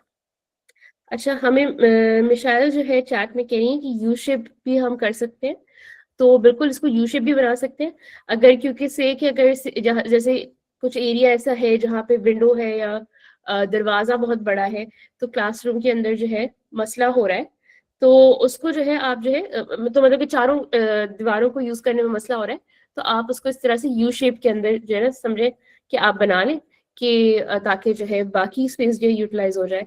End of course it also depends कि आप लोग के डिस्ट्रिक्ट्स में कितने स्कूल्स हैं और कितनी एरियाज इस तरह के आप कितने उसके सेक्शंस आप बना रहे हैं। अगर आप इस तरह के 3 हॉल्स इस्तेमाल कर रहे हैं और आपके इतने स्कूल्स हैं जो आपके लिए लेस देन 40 स्कूल्स हैं, ताकि आपको जो है तीसरी दीवार इस्तेमाल करने की जरूरत नहीं है, तो आप इसको बिल्कुल इस तरीके से कर सकते हैं। सो आगे चलते हैं। अच्छा, अब हम आते हैं रीइमेजिन योर प्लेस्केप चैलेंज एरिया में। सो इसके अंदर हमने कुछ ऑप्शन सोचे, एंड एक जैसे कि ये था कि स्कूल का खुद का अगर प्लेग्राउंड है उसी को यूटिलाइज किया जाए, वहां पे स्टॉल्स लगाए जाए, ताकि अगर हम एक इनकॉर्पोरेट करें कि एक्चुअल में जो है प्लेग्राउंड है, तो स्टूडेंट्स भी जो है प्ले स्केप अपना डिजाइन कर रहे हैं, तो कैसे हो सकता है ये। लेकिन ऑफ कोर्स हर स्कूल में प्लेग्राउंड नहीं होता, सिर्फ खाली ग्राउंड होता है, तो फिर क्या किया जाए। फिर हमने सोचा कि एक आर्किटेक्ट का स्टूडियो स्टाइल सेटअप होता है, जैसे अक्सर आप लोग कभी किसी म्यूजियम में जाएं तो वहाँ पे 3D मॉडल्स बिल्डिंग्स के होते हैं, या फिर अगर आप जो है किसी होता है ना कि अक्सर जो बिल्डिंग प्रोजेक्ट्स बन रहे होते हैं उनकी अगर आप उसकी किसी ऑफिस में चले जाएं, तो उन्होंने इस तरह के जो है प्लैक्स टाइप से रखे होते हैं, स्टैंड्स रखे होते हैं, जिसके ऊपर जो है एक एक्रिलिक का डब्बा लगा होता है, और उसके अंदर जो है वो स्ट्रक्चर होता है जो 3D मॉडल होता है उस स्पेस का। सो इसको थोड़ा सा आर्किटेक्ट वाली फील देने के लिए आप इस तरीके से कर सकते हैं मैनेज। सो आप जो ये कुछ आइडियाज हमारे जहन में आए थे, लेकिन ये है कि इसको आप कुछ DIY करने की भी कोशिश कर सकते हैं कि कोई आप कार्डबोर्ड से बना लें इस तरह के स्ट्रक्चर्स, या आपके पास कुछ जो है टेबल्स या स्टूल्स ऐसे पड़े हों जिसको आप इस तरीके से यूटिलाइज कर सकते हैं।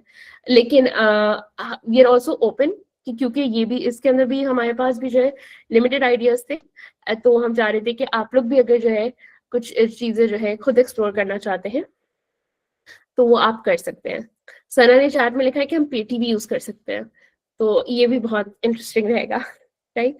अच्छा, लेकिन जो है एट द सेम टाइम आप अपने खुद के भी आइडियाज अगर इस्तेमाल कर रहे हैं, तो ये जो है चंद रिक्वायरमेंट्स सेम ही रहेंगी।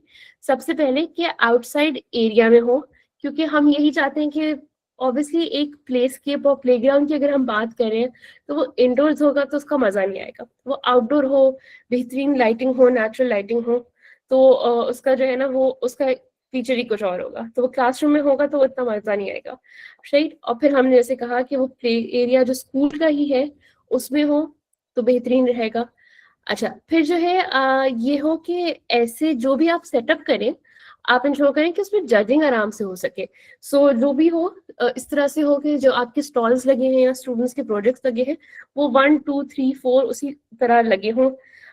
ये ना हो कि 1 इधर रखा है, 2 इधर रखा हुआ है, अलग जगह रखा है, तीसरी 3 जो है किसी तीसरी जगह पे रखा हुआ है, ताकि जजेस बेचारे परेशान हो गए कि ओके कैसे स्कोरिंग करें, कौन सा स्कूल है ये। तो ये ना हो, आपका जो है जजिंग स्मूथ रहे, आराम से रहे, कोई शोर हंगामा एक्स्ट्रा ना हो, बस ये जो है ना इस तरीके से लाइक हो सही। अगेन इसमें भी आपने जो है ब्रांडिंग की प्लेसमेंट जो है बहुत इंपॉर्टेंट है, जो आपने करनी है। अगेन ऐसी जगह पे रखा हो स्टैंडी जो रीइमेजिनिंग प्लेसकेप का है, जहाँ से लोगों को पता भी चल सके कि अच्छा यहाँ पे रीइमेजिनिंग प्लेसकेप की चैलेंजेस रखे, and eight the same time उनको पिक्चर्स वगैरह में भी वो यूटिलाइज हो सके। एंड अगेन जैसे हमने पहले सीटिंग का बताया, इसमें भी क्योंकि सेम अमाउंट ऑफ टाइम के लिए स्टूडेंट्स यहाँ पे मौजूद होंगे, तो इसको भी जो है आप मेक श्योर करिएगा कि स्टूडेंट्स के लिए सीटिंग अवेलेबल हो। अब आगे चलते हैं। अच्छा जी, अब आपने जो है इस तरीके से जैसे कि हमने सॉरी भैया, sorry to cut you off. Asad साहब का सवाल आया है कि या वो सजेस्ट कर रहे हैं कि अगर हम चारों चैलेंज एरियाज को एक टेंट के अंदर कर लें, तो इसमें नहीं, ये आपने नहीं करना है। ये आपने बिल्कुल भी नहीं करना। इसके पीछे एक थॉट प्रोसेस है। वो ये है कि पहला तो आपने स्कूल की स्पेस इस्तेमाल करनी है।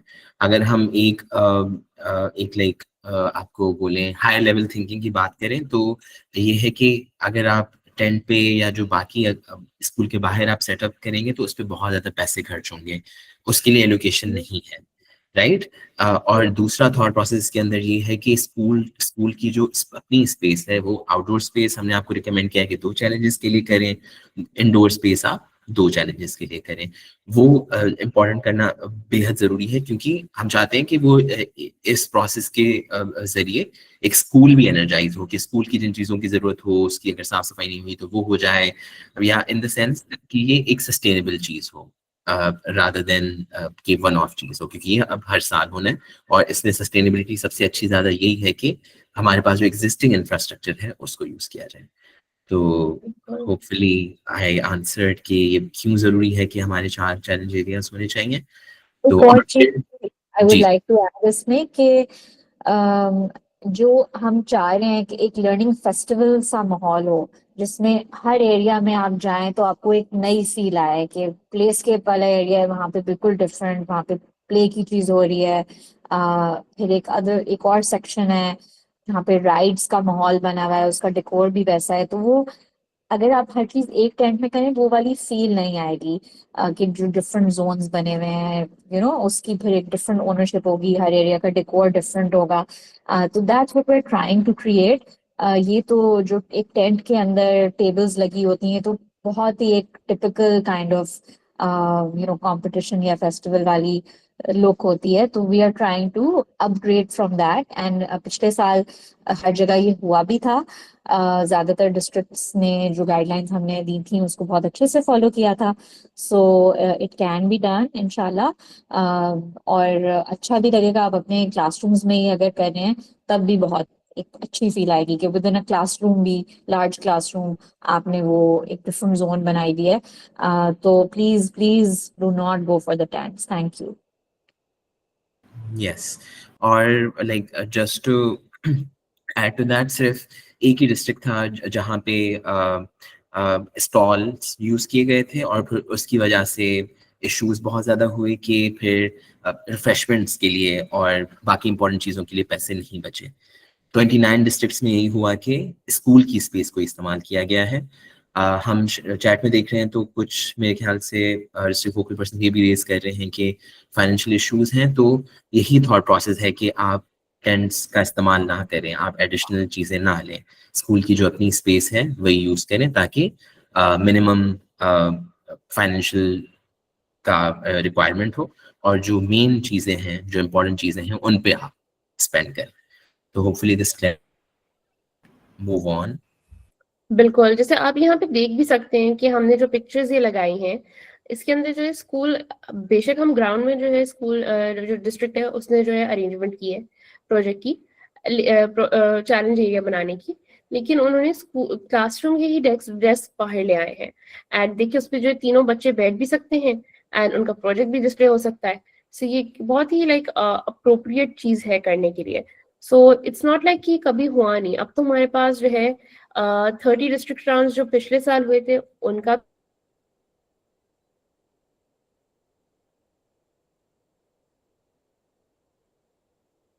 मसला नहीं हुआ, आगे भी इंशाल्लाह नहीं होगा। एंड इनफैक्ट हमें भरोसा है कि आप लोग जो है इस दफ़ा और ज़्यादा बेहतर तरीके से और ज़्यादा इनोवेशन से जो है ये काम कर सकते हैं। सो इसीलिए हमने आपको फिर वो बोनस भी जो है टिप्स दी है, बिकॉज हमें 100% यकीन है कि आप लोग कर सकते हैं। सो अगेन मैं रिआइट्रेट करना चाहूँगी कि रीइमेजिन योर प्लेस्केप में अगर आपके पास और भी जो है इनोवेटिव आइडियाज़ हैं कि चैलेंज के ये जो चैलेंजेस के प्रोजेक्ट्स हैं वो किस तरीके से डिस्प्ले हों, तो हम इसमें ज़रूर जो है चाहेंगे कि वो आइडियाज़ आप हमारे साथ भी शेयर करें। आप खुद भी अगर जो है डिस्ट्रिक्ट टीम्स के साथ डिस्कस करना चाहते हैं, फिर आगे हमें बताना चाहते हैं, तो ये भी हो सकता है। सो ये बहुत ज़बरदस्त होगा, राइट? तो अब आगे चलते हैं Mudassir. Okay, I think you can take over now. या यहाँ पे एक चीज हम आपके लिए दोबारा रीइंफोर्स करना चाहें कि ये जो चैलेंज 2 है, रीइमेजिन योर प्लेस्केप, इस पे हमने आपके लिए मैप नहीं डाला। बाकी जो 3 चैलेंजेस हैं उनके लिए हमने आपके लिए मैप्स डाले थे कि क्लासरूम या कॉरिडोर या आउटसाइड एरिया किस तरह से दिखेगा। इसमें हम आपकी इमेजिनेशन पे छोड़ रहे हैं। हम पहले ही सरप्राइज्ड हैं जो स्कूल राउंड्स हो रहे हैं ऑल अक्रॉस सिंध, वो किस तरह से कितने ब्यूटीफुल लग रहे हैं पिक्चर्स के अंदर। तो वी बिलीव कि आपकी जो इमेजिनेशन होगी इस प्लेस के एरिया को मैनेज करने की, वो भी बहुत ही इनोवेटिव होगी और बहुत ही ज़्यादा अच्छी दिखेगी, और वो जजेस के लिए, मीडिया के लिए, जो आपके चीफ गेस्ट होंगे उनके लिए बहुत एक फख्र का और एक सरप्राइज का बायस। तो अभी हम आगे बढ़ते हैं। हमने 4 चैलेंज एरियाज की बात की, अब हम बाकी एरियाज की बात करेंगे। तो क्योंकि हमने पहले 9 एरियाज की बात की थी कि वेन्यू एरिया में आप 9 एरियाज यूज करेंगे, तो तो फिर 4 चैलेंज एरियाज आपके कवर हो गए, और फिर 5वां जो आपका एरिया होगा वो अवार्ड सेरेमनी का एरिया होगा। मैं मूव ऑन करूंगा वन बाय वन, इन सारी चीज़ों को हम एक्सप्लेन करेंगे।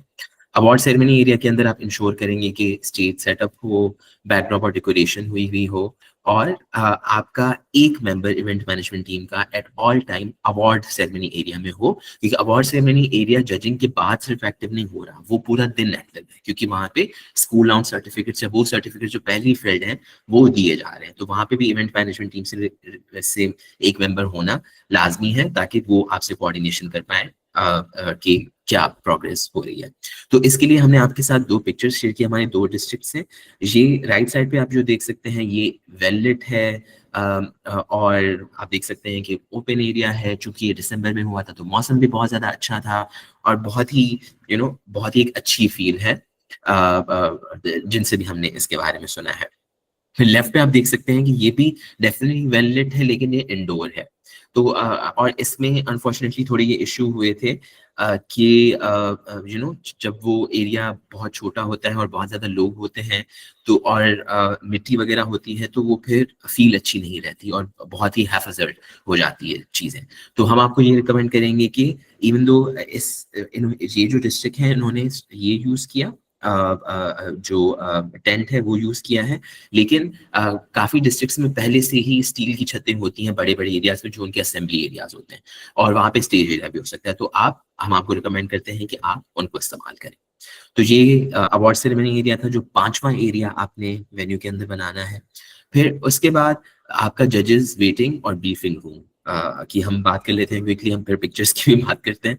यहाँ पे स्टैंडी का होना लाजमी है, ताकि अगर जज उनसे जजेस और कम्युनिटी मोबिलाइजेशन टीम बिल्कुल फोन पे तो है कि सर आप कहाँ पहुंचे, और हमें आप कॉल करें अगर आपको नहीं मिल रहा रूम, लेकिन रूम के बाहर भी आपने इंश्योर करना है। जो हम इंशाल्लाह हमने अवार्ड्स टीम के लिए जो प्रिंटिंग मटेरियल था उसके अंदर हम ऐड भी करवा देंगे, वो अभी नहीं है वहाँ पे, कि वहाँ पे एक स्टैंडी हो जहाँ पे लिखा हो जजेस वेटिंग रूम या जजेस ब्रीफिंग रूम, ताकि जज को पता हो कि मैंने यहाँ जाना है। वो सुबह में फिर जब आ रहे हैं तो उनको क्विकली पता चल जाए, इफेक्टिवली पता चल जाए, या इवन जब वो जजिंग करें तब भी वो सही से वहाँ पे पहुंच पाए। फिर उसके बाद यही है कि जजेस और वेटिंग रूम जो है ये जजेस और कम्युनिटी मोबिलाइजेशन टीम मैनेज कर रही होगी, जहाँ पे वो जजेस को फैसिलिटेट कर रही होंगी और जजिंग प्रोसेस को भी फैसिलिटेट कर रही होगी। उसके बाद ये इंपॉर्टेंट पॉइंट जो हम पहले भी बात कर चुके हैं, इंटर टीम कोऑर्डिनेशन होना बेहद ज़रूरी है। तो इवेंट एंड जो इवेंट मैनेजमेंट मोबिलाइजेशन टीम है वो जजेस टीम के साथ कांटेक्ट में होगी, उनको उनके साथ कोऑर्डिनेट करी होगी और उनको फैसिलिटेट करी होगी। फिर अब ये पिक्चर्स जो है, ये पिक्चर्स यहाँ पे हमने इस वजह से रखी है कि हम आपको बता पाए कि किस तरह से जजेस रूम, कौन सा जजेस रूम रखना है, कौन सा नहीं रखना। तो सबसे आप देख ही सकते हैं पहले कि जो दूसरी पिक्चर है जिस पे हमने टिक मार्क रखा हुआ है वो एक क्लोज स्पेस है, और फिर वो दूसरी जो है जो जिस पे हमने क्रॉस रखा हुआ है वो एक ओपन स्पेस है जहाँ पे आप मुझे देख सकते हैं। तो मैं जजेस से बात करने की कोशिश कर रहा हूँ, मैं बात नहीं कर पा रहा और मैं लाउड स्पीकर पे बात कर रहा हूँ, तब भी मुझे मुश्किल हो रही है कि मेरी बात जजेस पे नहीं पहुंच पा रही। तो चूंकि आपकी जजेस और community mobilisation team at the start of the event day जजेस को ब्रीफ भी कर रही होगी, तो बेहद जरूरी है कि वो एक ऐसी स्पेस हो जहाँ पे जजेस को आवाज आ पाए। यहाँ पे आप डेफिनेटली हेडमास्टर का या हेडमिस्ट्रेस का जो रूम है वो इस्तेमाल कर सकते हैं, लेकिन हमने काफी जगहों पे ये भी देखा कि वो छोटा पड़ रहा था। तो अगर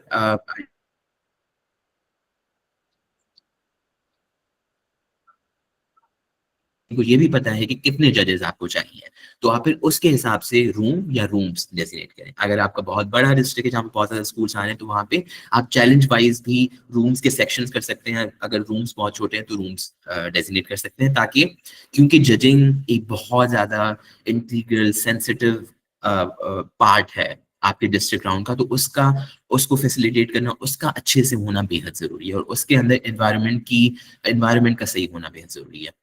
तो जजेस रूम जो है वो आउटसाइड एरिया ना रखें जहाँ पे बहुत ज्यादा शोर हो, इनसाइड एरिया रखें, ऐसा रखें जहाँ पे स्पेस हो, क्योंकि 4 चैलेंजेस हैं। तो सारे जजेस अगर वहाँ पे बैठे होंगे, वो आ रहे हैं, वो आपस में कंसल्ट कर पाए, एक दूसरे की बात सुन पाए क्लियरली, दिमाग उनको परेशानी ना हो रही हो कि वो कंफ्यूज हो रहे हो, उलझ रहे हो, और वो सही से तमाम प्रोसेस को कर पाए, ताकि आपकी जजिंग ट्रांसपेरेंट हो और फिर बाद में इश्यूज ना हो। तो ये हमने बात की छठी स्पेस की जो आप वेन्यू एरिया में डेजिग्नेट कर रहे हो। उसके बाद फूड स्लैश रिफ्रेशमेंट्स एरिया है। यहाँ पे ये एक डेजिग्नेटेड एरिया होगा जहाँ पे आपकी फूड रिफ्रेशमेंट्स मेंबर्स या टीम जो है वो फूड को मैनेज कर रही होगी। यहाँ से आपकी जो टीम है ये इंश्योर कर रही होगी तमाम पार्टिसिपेटिंग टीचर्स और स्टूडेंट्स को उनके चैलेंज एरियाज में उनका खाना मिल रहा हो, और जजेस को जब वो रिजल्ट्स फाइनलाइज कर रहे हो तो एट द सेम टाइम उनको चाय या रिफ्रेशमेंट्स सर्व हो जाए। उसके बाद यही है कि हमने पहले भी चीज बता चुके हैं आपको चैलेंज एरिया मैनेजर्स की जॉब डिस्क्रिप्शन में या उनके टास्क में, बट ये है कि फूड रिफ्रेशमेंट से रिलेटेड ये भी है कि चैलेंज एरिया मैनेजर्स फिर इंश्योर करेंगे कि चैलेंज एरियाज में बिल्कुल लिटरिंग ना हो। ठीक है, उसके बाद हम इसकी भी बात कर चुके हैं कि इवेंट मैनेजमेंट, यानी आपने ये भी इंश्योर करना है कि ट्रैश कैन्स और क्लीनर्स अगर अवेलेबल है तो वहां पे मौजूद हो, ताकि लिटरिंग ना हो और पूरा टाइम वेन्यू जो है हमारा क्लीन रहे। उसके बाद हम बात करते हैं कंट्रोल रूम की। यहाँ तक जो भी वेन्यू एरियाज हैं इनकी ये सिमिलर टू लास्ट ईयर है। ये हमने इस वजह से इंट्रोड्यूस किया है ताकि कोऑर्डिनेशन बेहतर हो सके। तो ये कंट्रोल रूम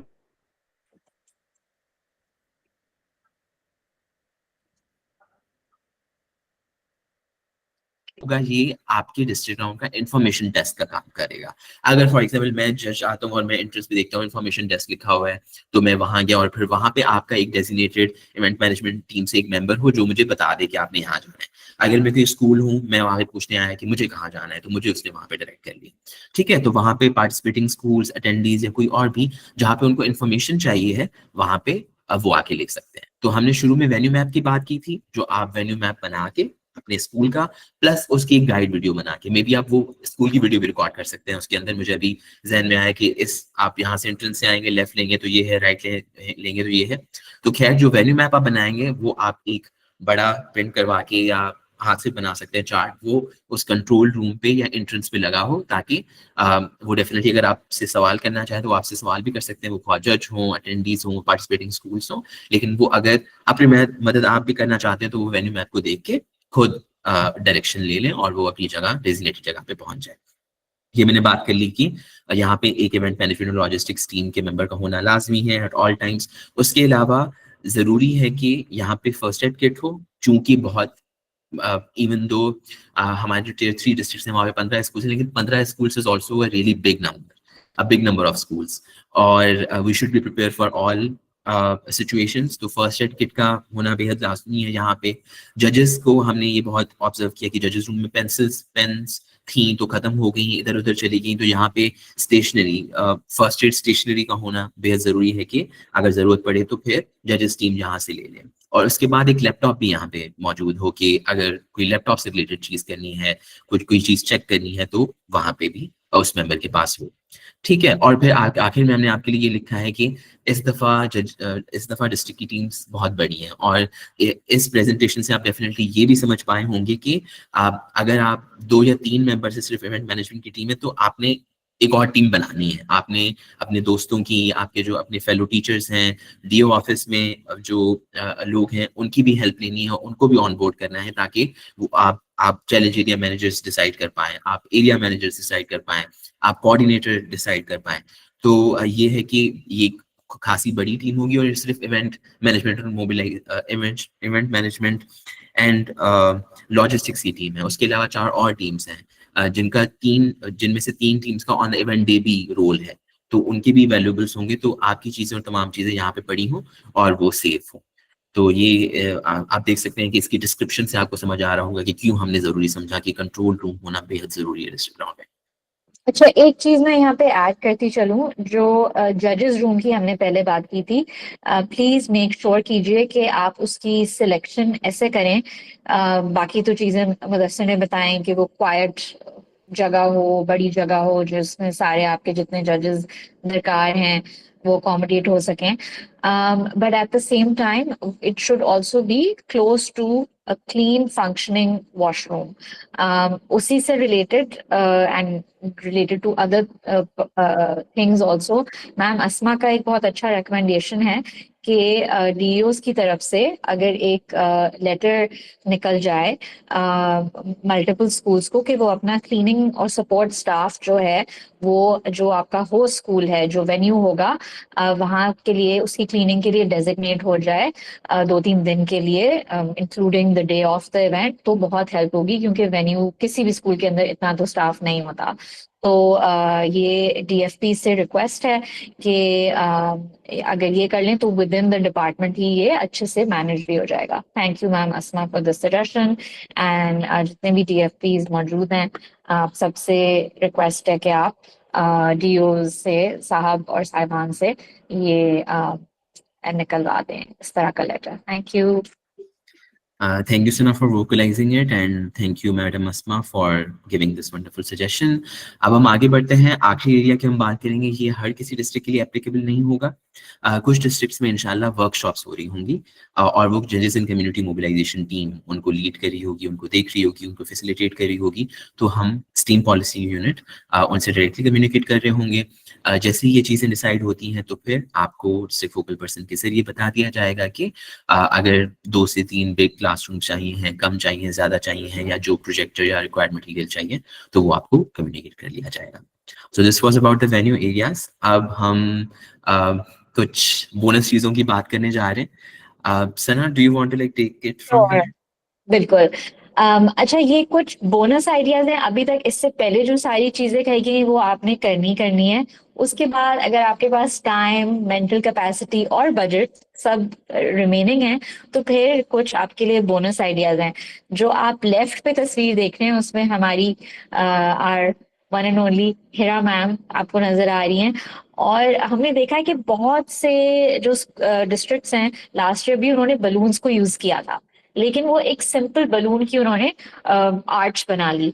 लेकिन अगर वही बलून्स को हम एक डिफरेंट तरह यूज कर रहे हो, जिसमें कोई स्टीम का एलिमेंट हो, साइंस का एलिमेंट हो, मैथ्स का एलिमेंट हो, जैसे यहाँ पे हमें दिख रहा है कि एक बीकर में से केमिकल स्पिल आउट हो रहा है, तो ये एक सिर्फ आइडिया है कि जो आप ऑलरेडी डेकोरेशंस यूज कर रहे हैं, उनको आप स्टीम थीम्ड किस तरह बना सकते हैं। अगेन, इसमें ज्यादा खर्चा नहीं कीजिएगा, जो आपका विद इन बजट रह रहा है, या जैसे यहाँ पे जो बीकर है हेरा के बराबर में, वो प्रिंटेड है, लेकिन इजीली सेम चीज जो है वो आप यूज्ड कार्डबोर्ड से बना सकते हैं। फिर उसके साथ आप देख रहे हैं एक बड़े मजे का बोर्ड बना हुआ है जिसपे लिखा है send text to an alien, और छोटे छोटे पोस्टेड नोट्स लगे हुए हैं। तो ये बच्चों ने एक और इवेंट था स्टीम का, उसमें बहुत एंजॉय किया था कि बच्चों ने नोट्स लिखे थे, सोच रहे थे कि वो किसी खलाई मखलूक को भेज रहे हैं। तो that was a cute engaging activity, visitors भी लिख सकते हैं। इसी तरह जैसे फीडबैक के भी एरियाज होते हैं, तो ये भी आप सोच सकते हैं कि इन अ फन वे आप किस तरह फीडबैक ले सकते हैं लोगों से, कि आपने एक बाहर बोर्ड लगाया हुआ फॉर एग्जांपल जो आपका रीइमेजिन योर नेबरहुड वाला एरिया है, तो वहां पे एक बोर्ड लगाया हुआ जिसमें आपने लिखा हो कि आप अपनी नेबरहुड में क्या चेंज देखना चाहते हैं, इस पे लिख के बताएं। तो जो विजिटर्स आ रहे हैं वो बच्चों की चेंज देखें और वो अपनी भी चेंज डिजायर्ड जो है वो लिख सकते हैं, या वो ये लिख सकते हैं कि हमें सबसे अच्छा प्रोजेक्ट कौन सा लगा और क्यों। तो ये एक मजेदार चीज होगी, लोगों को एंगेज भी करेगी। जो पेरेंट्स आ रहे हैं, जो और बच्चे आ रहे हैं, जजेस आ रहे हैं, मीडिया आ रहे हैं, वो उसमें अपने नोट्स लिख सकते हैं, विच इज बेटर देन एक रजिस्टर में वो अपना कमेंट लिख रहे हो। उसके बाद राइट पे our favourite doctor Fauzia, you can see वो एक आइंस्टाइन का कटआउट एक डिस्ट्रिक्ट ने बनाया था, I believe this is district Korangi. तो this is a cute thing, again आप यूज्ड कार्डबोर्ड लेके कुछ साइंस थीम कटआउट्स बना सकते हैं, बच्चों को भी मजा आएगा वहां पे पिक्चर्स लेने के लिए। Again these are just ideas, आप कर सकते हैं। इसमें एक चीज ये कुछ और फेस्टिवल्स के आइडियाज हैं। ये एक बहुत मजे का फेस्टिवल था कराची में, पुरसकून कराची वालों ने किया था, और इन्होंने बिल्कुल भी प्लास्टिक इस्तेमाल नहीं की थी अदर देन रिसाइकल प्लास्टिक इस पूरे फेस्टिवल में। तो अगर आप पीछे जाएं, आप देखें एक उन्होंने जो बॉटम लेफ्ट पे है, ये यूज्ड बॉटल्स से उन्होंने डेकोरेशन किया जो बहुत खूबसूरत लग रहा था। टॉप राइट पे इन्होंने पाकिस्तान का मैप बॉटल कैप से बनाया है, तो एक वो रिसाइकलिंग की थीम जो चल भी रही है, आप उसके अलॉन्ग सोच सकते हैं कि instead of printing things, panaflex बहुत ज्यादा जो हमने ऑलरेडी आपको बताए हैं स्टैंडीज, वो तो आपने करने हैं, बट एडिशनल जो आप चीजें करें उसको जरा एक home grown local organic reuse recycle वाली फील्ड में, और रैंडम करने की बजाय कुछ चैलेंजेस से रिलेट करें, कुछ स्टीम से रिलेट करें, तो ज्यादा मजा आएगा। टॉप लेफ्ट पे भी जैसे आप देख रहे हैं, तो बच्चों को एक आर्ट बनाने का चैलेंज तो नहीं, मतलब वो अपना फीडबैक अपना हाथ बना के और कुछ नोट लिख के दे रहे हैं। और अगर आप ये देखें तो इन्होंने कार्डबोर्ड इस्तेमाल किया हुआ है, अगेन यूज्ड कार्डबोर्ड बॉक्सेस हैं जिसको इन्होंने कैनवस बनाया हुआ है, उसी पे बच्चे अपना फीडबैक या अपना जो भी आर्ट बना रहे हैं या ऑलरेडी जो डेकोरेट हुआ हुआ है वो कर रहे हैं। आई थिंक इसके बाद एक और स्लाइड है बस। This is again more of the same. ये जो आप लेफ्ट पे देख रहे हैं, ये बैकग्राउंड पे इन्होंने अखबार लगाए हुए हैं, तो अखबार के ऊपर बच्चे कैलिग्राफी कर रहे हैं इन अ वे, या अपने नोट्स छोड़ रहे हैं पेंसिल से, मार्कर से। This is a very low cost way जो कलरफुल और खूबसूरत भी लग रहा है, और अगेन उसमें रिसाइकलिंग की थीम भी इस्तेमाल हो रही है। फिर एक पजल भी बना हुआ है, जैसे आप देखेंगे ट्रीज अराउंड कराची, तो इस तरह आप जिस डिस्ट्रिक्ट में भी है उससे रिलेटेड आप कोई चीज कर सकते हैं, या कोई चैलेंज से रिलेटेड चीज भी आप कर सकते हैं। Over to you Mudassir. Thank you. यहाँ पे सना ने जिस तरह से बोला, just to reinforce it again, आप डेफिनेटली ये डेकोरेशंस कर सकते हैं, लेकिन डेकोरेशन से पहले हमने जो बातें आपको बताई हैं वो करना बेहद ज़रूरी है। That is the event, that is the main thing. ये डेकोरेशंस जो हैं या एडिशनल एक्टिविटीज़ जो हैं, ये इवेंट को और खूबसूरत बनाएंगी और आउटस्टैंडिंग बनाएंगी, लेकिन अगर बेसिस ही ख़राब होगी तो that wouldn't be able to support it. तो ये बहुत बेहद इंपॉर्टेंट है। लास्ट टाइम कुछ हमें इश्यूज आए थे कि कुछ चीज़ें हुई, फिर कुछ बहुत इंपॉर्टेंट चीज़ें नहीं हो पाई, तो पिक्चर्स बहुत अच्छी आ जाएंगी लेकिन फिर टीचर्स और स्टूडेंट्स का एक्सपीरियंस अच्छा नहीं होगा।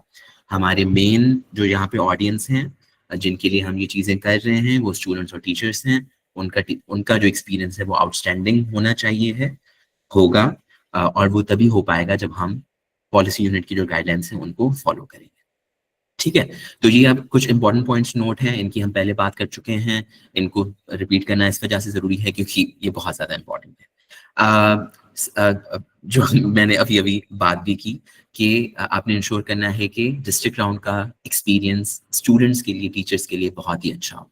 तो इसका मकसद ये है, जो हम सीटिंग पे बहुत ज़्यादा जोर दे चुके हैं हर चैलेंज एरिया की डिटेल में, जब हमने आपको बताया है कि ठीक है टेबल रखा है, वहाँ पे स्कल्पचर रखा है, प्रोजेक्ट रखा है, पोस्टर लगा है, amazing, but at the same time बच्चों के बैठने की जगह होनी चाहिए। अगर जजेस उनसे पिच सुनने आ रहे हैं, ठीक है, वो खड़े हो जाएं, लेकिन उनके बैठने की जगह बेहद ज़रूरी है, क्योंकि वो 8 बजे से आ रहे होंगे, 8:30 बजे से आ रहे होंगे। ये इवेंट उनके लिए है, उनका कंफर्ट बेहद ज़रूरी है। तो आपने इंश्योर करना है कि तमाम चैलेंज एरियाज में सीटिंग मौजूद हो।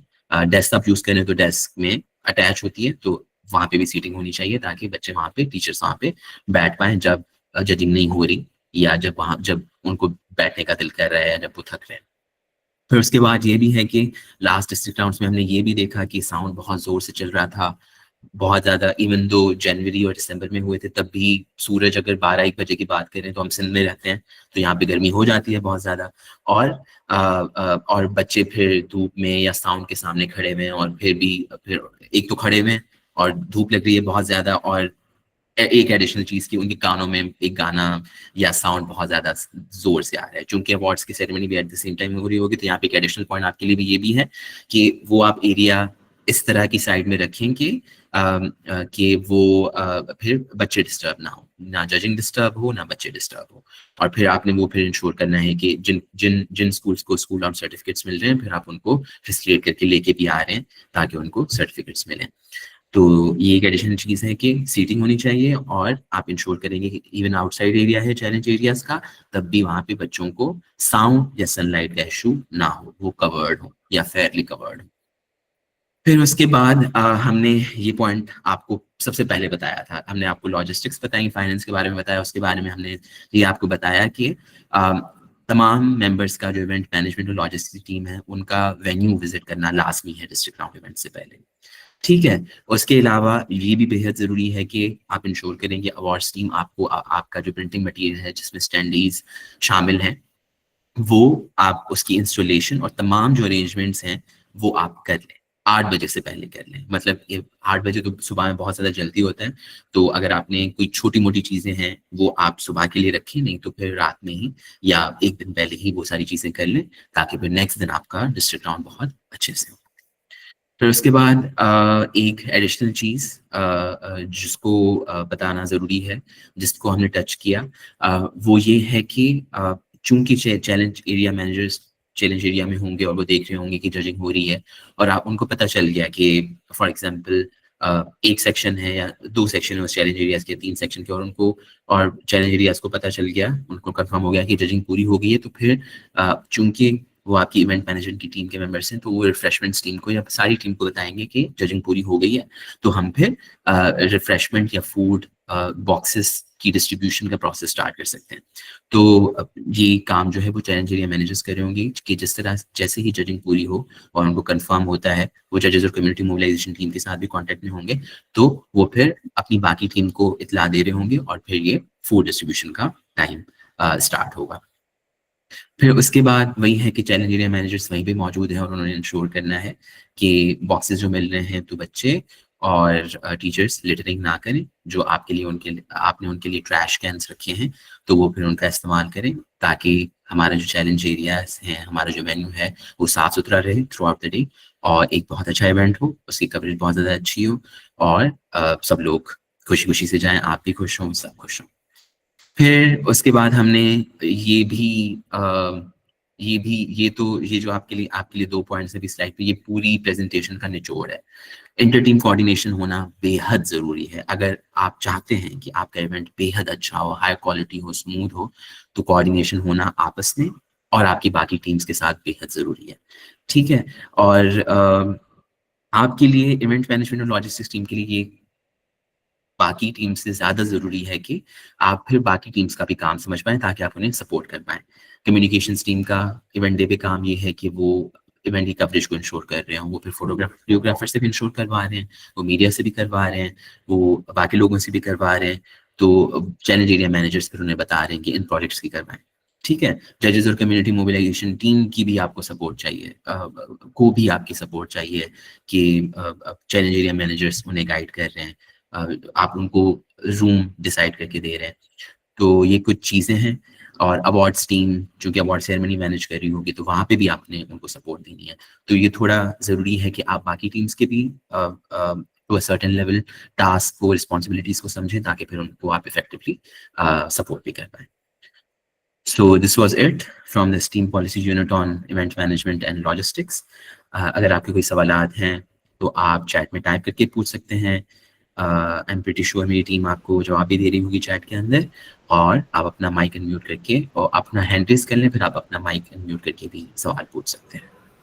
अच्छा, मैं इधर पर सिर्फ एक चीज ऐड करना चाह रहा था मुदस्सिर, अस्सलाम वालेकुम, कि वैसे तो ये डिस्कस हुआ है, बट जस्ट टू रीइटरेट, एक तो जो मैडम अस्मा ने बात की थी कि सपोर्ट स्टाफ बाकी स्कूल्स का, क्योंकि स्पेशली वो स्कूल्स जो हिस्सा ले रहे हैं इसमें, ज़ाहिर है उनके सपोर्ट स्टाफ तो सर्टेनली नॉमिनेट किया जा सकता है कि वो मुकाबलों वाले यानी डिस्ट्रिक्ट राउंड वाले दिन उधर वो मौजूद हों स्कूल के अंदर, ताकि हर जगह हेल्पिंग हैंड हो। दूसरा ये कि मेल फीमेल वॉशरूम्स की, मतलब एक तो उनकी आइडेंटिफिकेशन कि मेल वॉशरूम्स और फीमेल वॉशरूम्स जो हैं वो अलग से मार्क हुए हुए हों, यानी उनके पीछे उनके बाहर बेशक हाथ से ड्रॉ करके ही एक मेल और एक फीमेल का साइन बना हुआ हो, बच्चे ही ड्रॉ कर सकते हैं वो साइन, लेकिन एक वो आइडेंटिफिकेशन। और दूसरी बात ये कि वो मुस्तकिल तौर पे क्लीन होते रहें, यानी जो सपोर्ट स्टाफ, क्योंकि इनफ इन चीज़ों के लिए इनफ बजट है, बहुत सी चीज़ों के लिए बजट बहुत अच्छा है, इनफ है, जो कि इंशाल्लाह रिलीज किया जाएगा जल्द। तो उसके अंदर क्लीनलीनेस का जो सामान है, वो सारी चीज़ें, तो यानी वो हर पीरियोडिकली 15-15, 20-20 मिनट बाद, आधे घंटे बाद वो उन वॉशरूम्स को साफ करेंगे, ताकि विजिटर्स के लिए भी इजी रहा। पर जाहिर है जजेस का वॉशरूम तो अलग, जजेस और उनके लिए जो वॉशरूम अलग है ही, बट स्टूडेंट्स के लिए भी बहुत जरूरी है। Thank you. Thank you Jamal.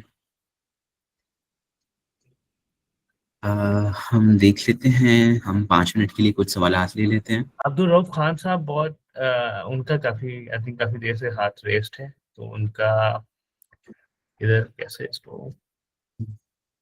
Abdul Rauf साहब प्लीज गो अहेड, आप अपना सवाल पूछ सकते हैं।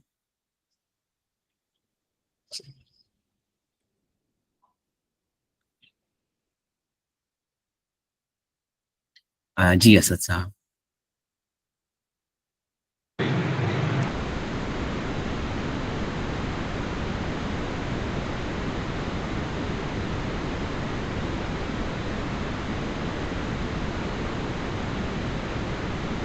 जी असद साहब प्लीज गो अहेड, आप अपना सवाल पूछ सकते हैं।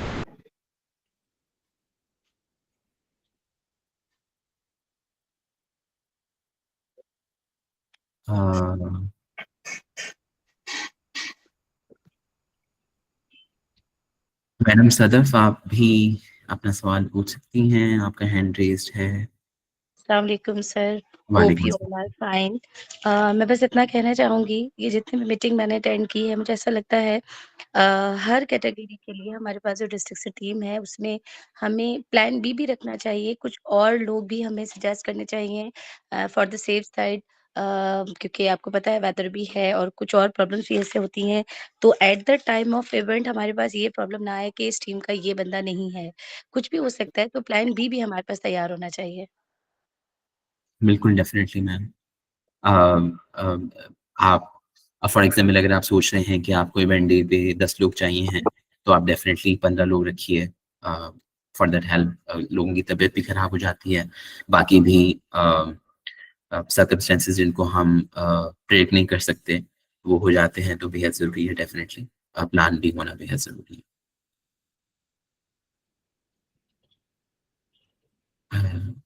मैम सदफ, आपका कोई दूसरा भी सवाल है या रिकमेंडेशन?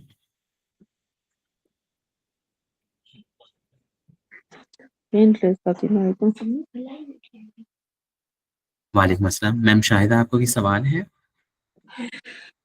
जी, सवाल मेरा ये था कि वहाँ पे सीटिंग अरेंजमेंट भी हमने करनी होगी उसमें बाहर जहाँ पे सेरेमनी हो रही होगी प्राइजेस डिस्ट्रीब्यूशन की? यस मैम, प्रेफरेबली अगर जो वेन्यू स्कूल आपने सेलेक्ट किया है वहाँ पे चेयर्स मौजूद हैं और अच्छी खासी हैं कि 15 स्कूल्स अकोमोडेट हो जाए, बाकी अटेंडीज अकोमोडेट हो जाए तो वो ठीक है, नहीं तो फिर आपको अरेंज करनी होगी। और फिर उसका अकाउंटेड फॉर भी है। हमने जिस तरह बजट की बात की, इंशाल्लाह आपके साथ कुछ चीज़ें क्लियर होती हैं तो फिर हम डिटेल में भी बात करेंगे कि कौन सी चीज़ कहाँ पे यूज़ हो रही होगी इंशाल्लाह।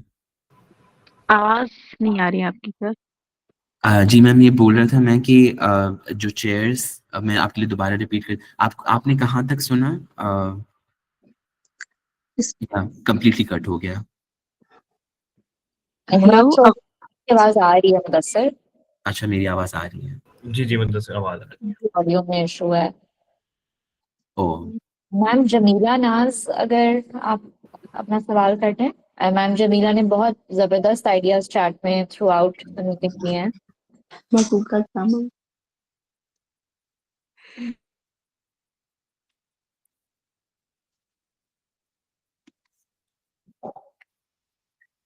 मैम जमीला, आप अपना सवाल पूछ सकती हैं।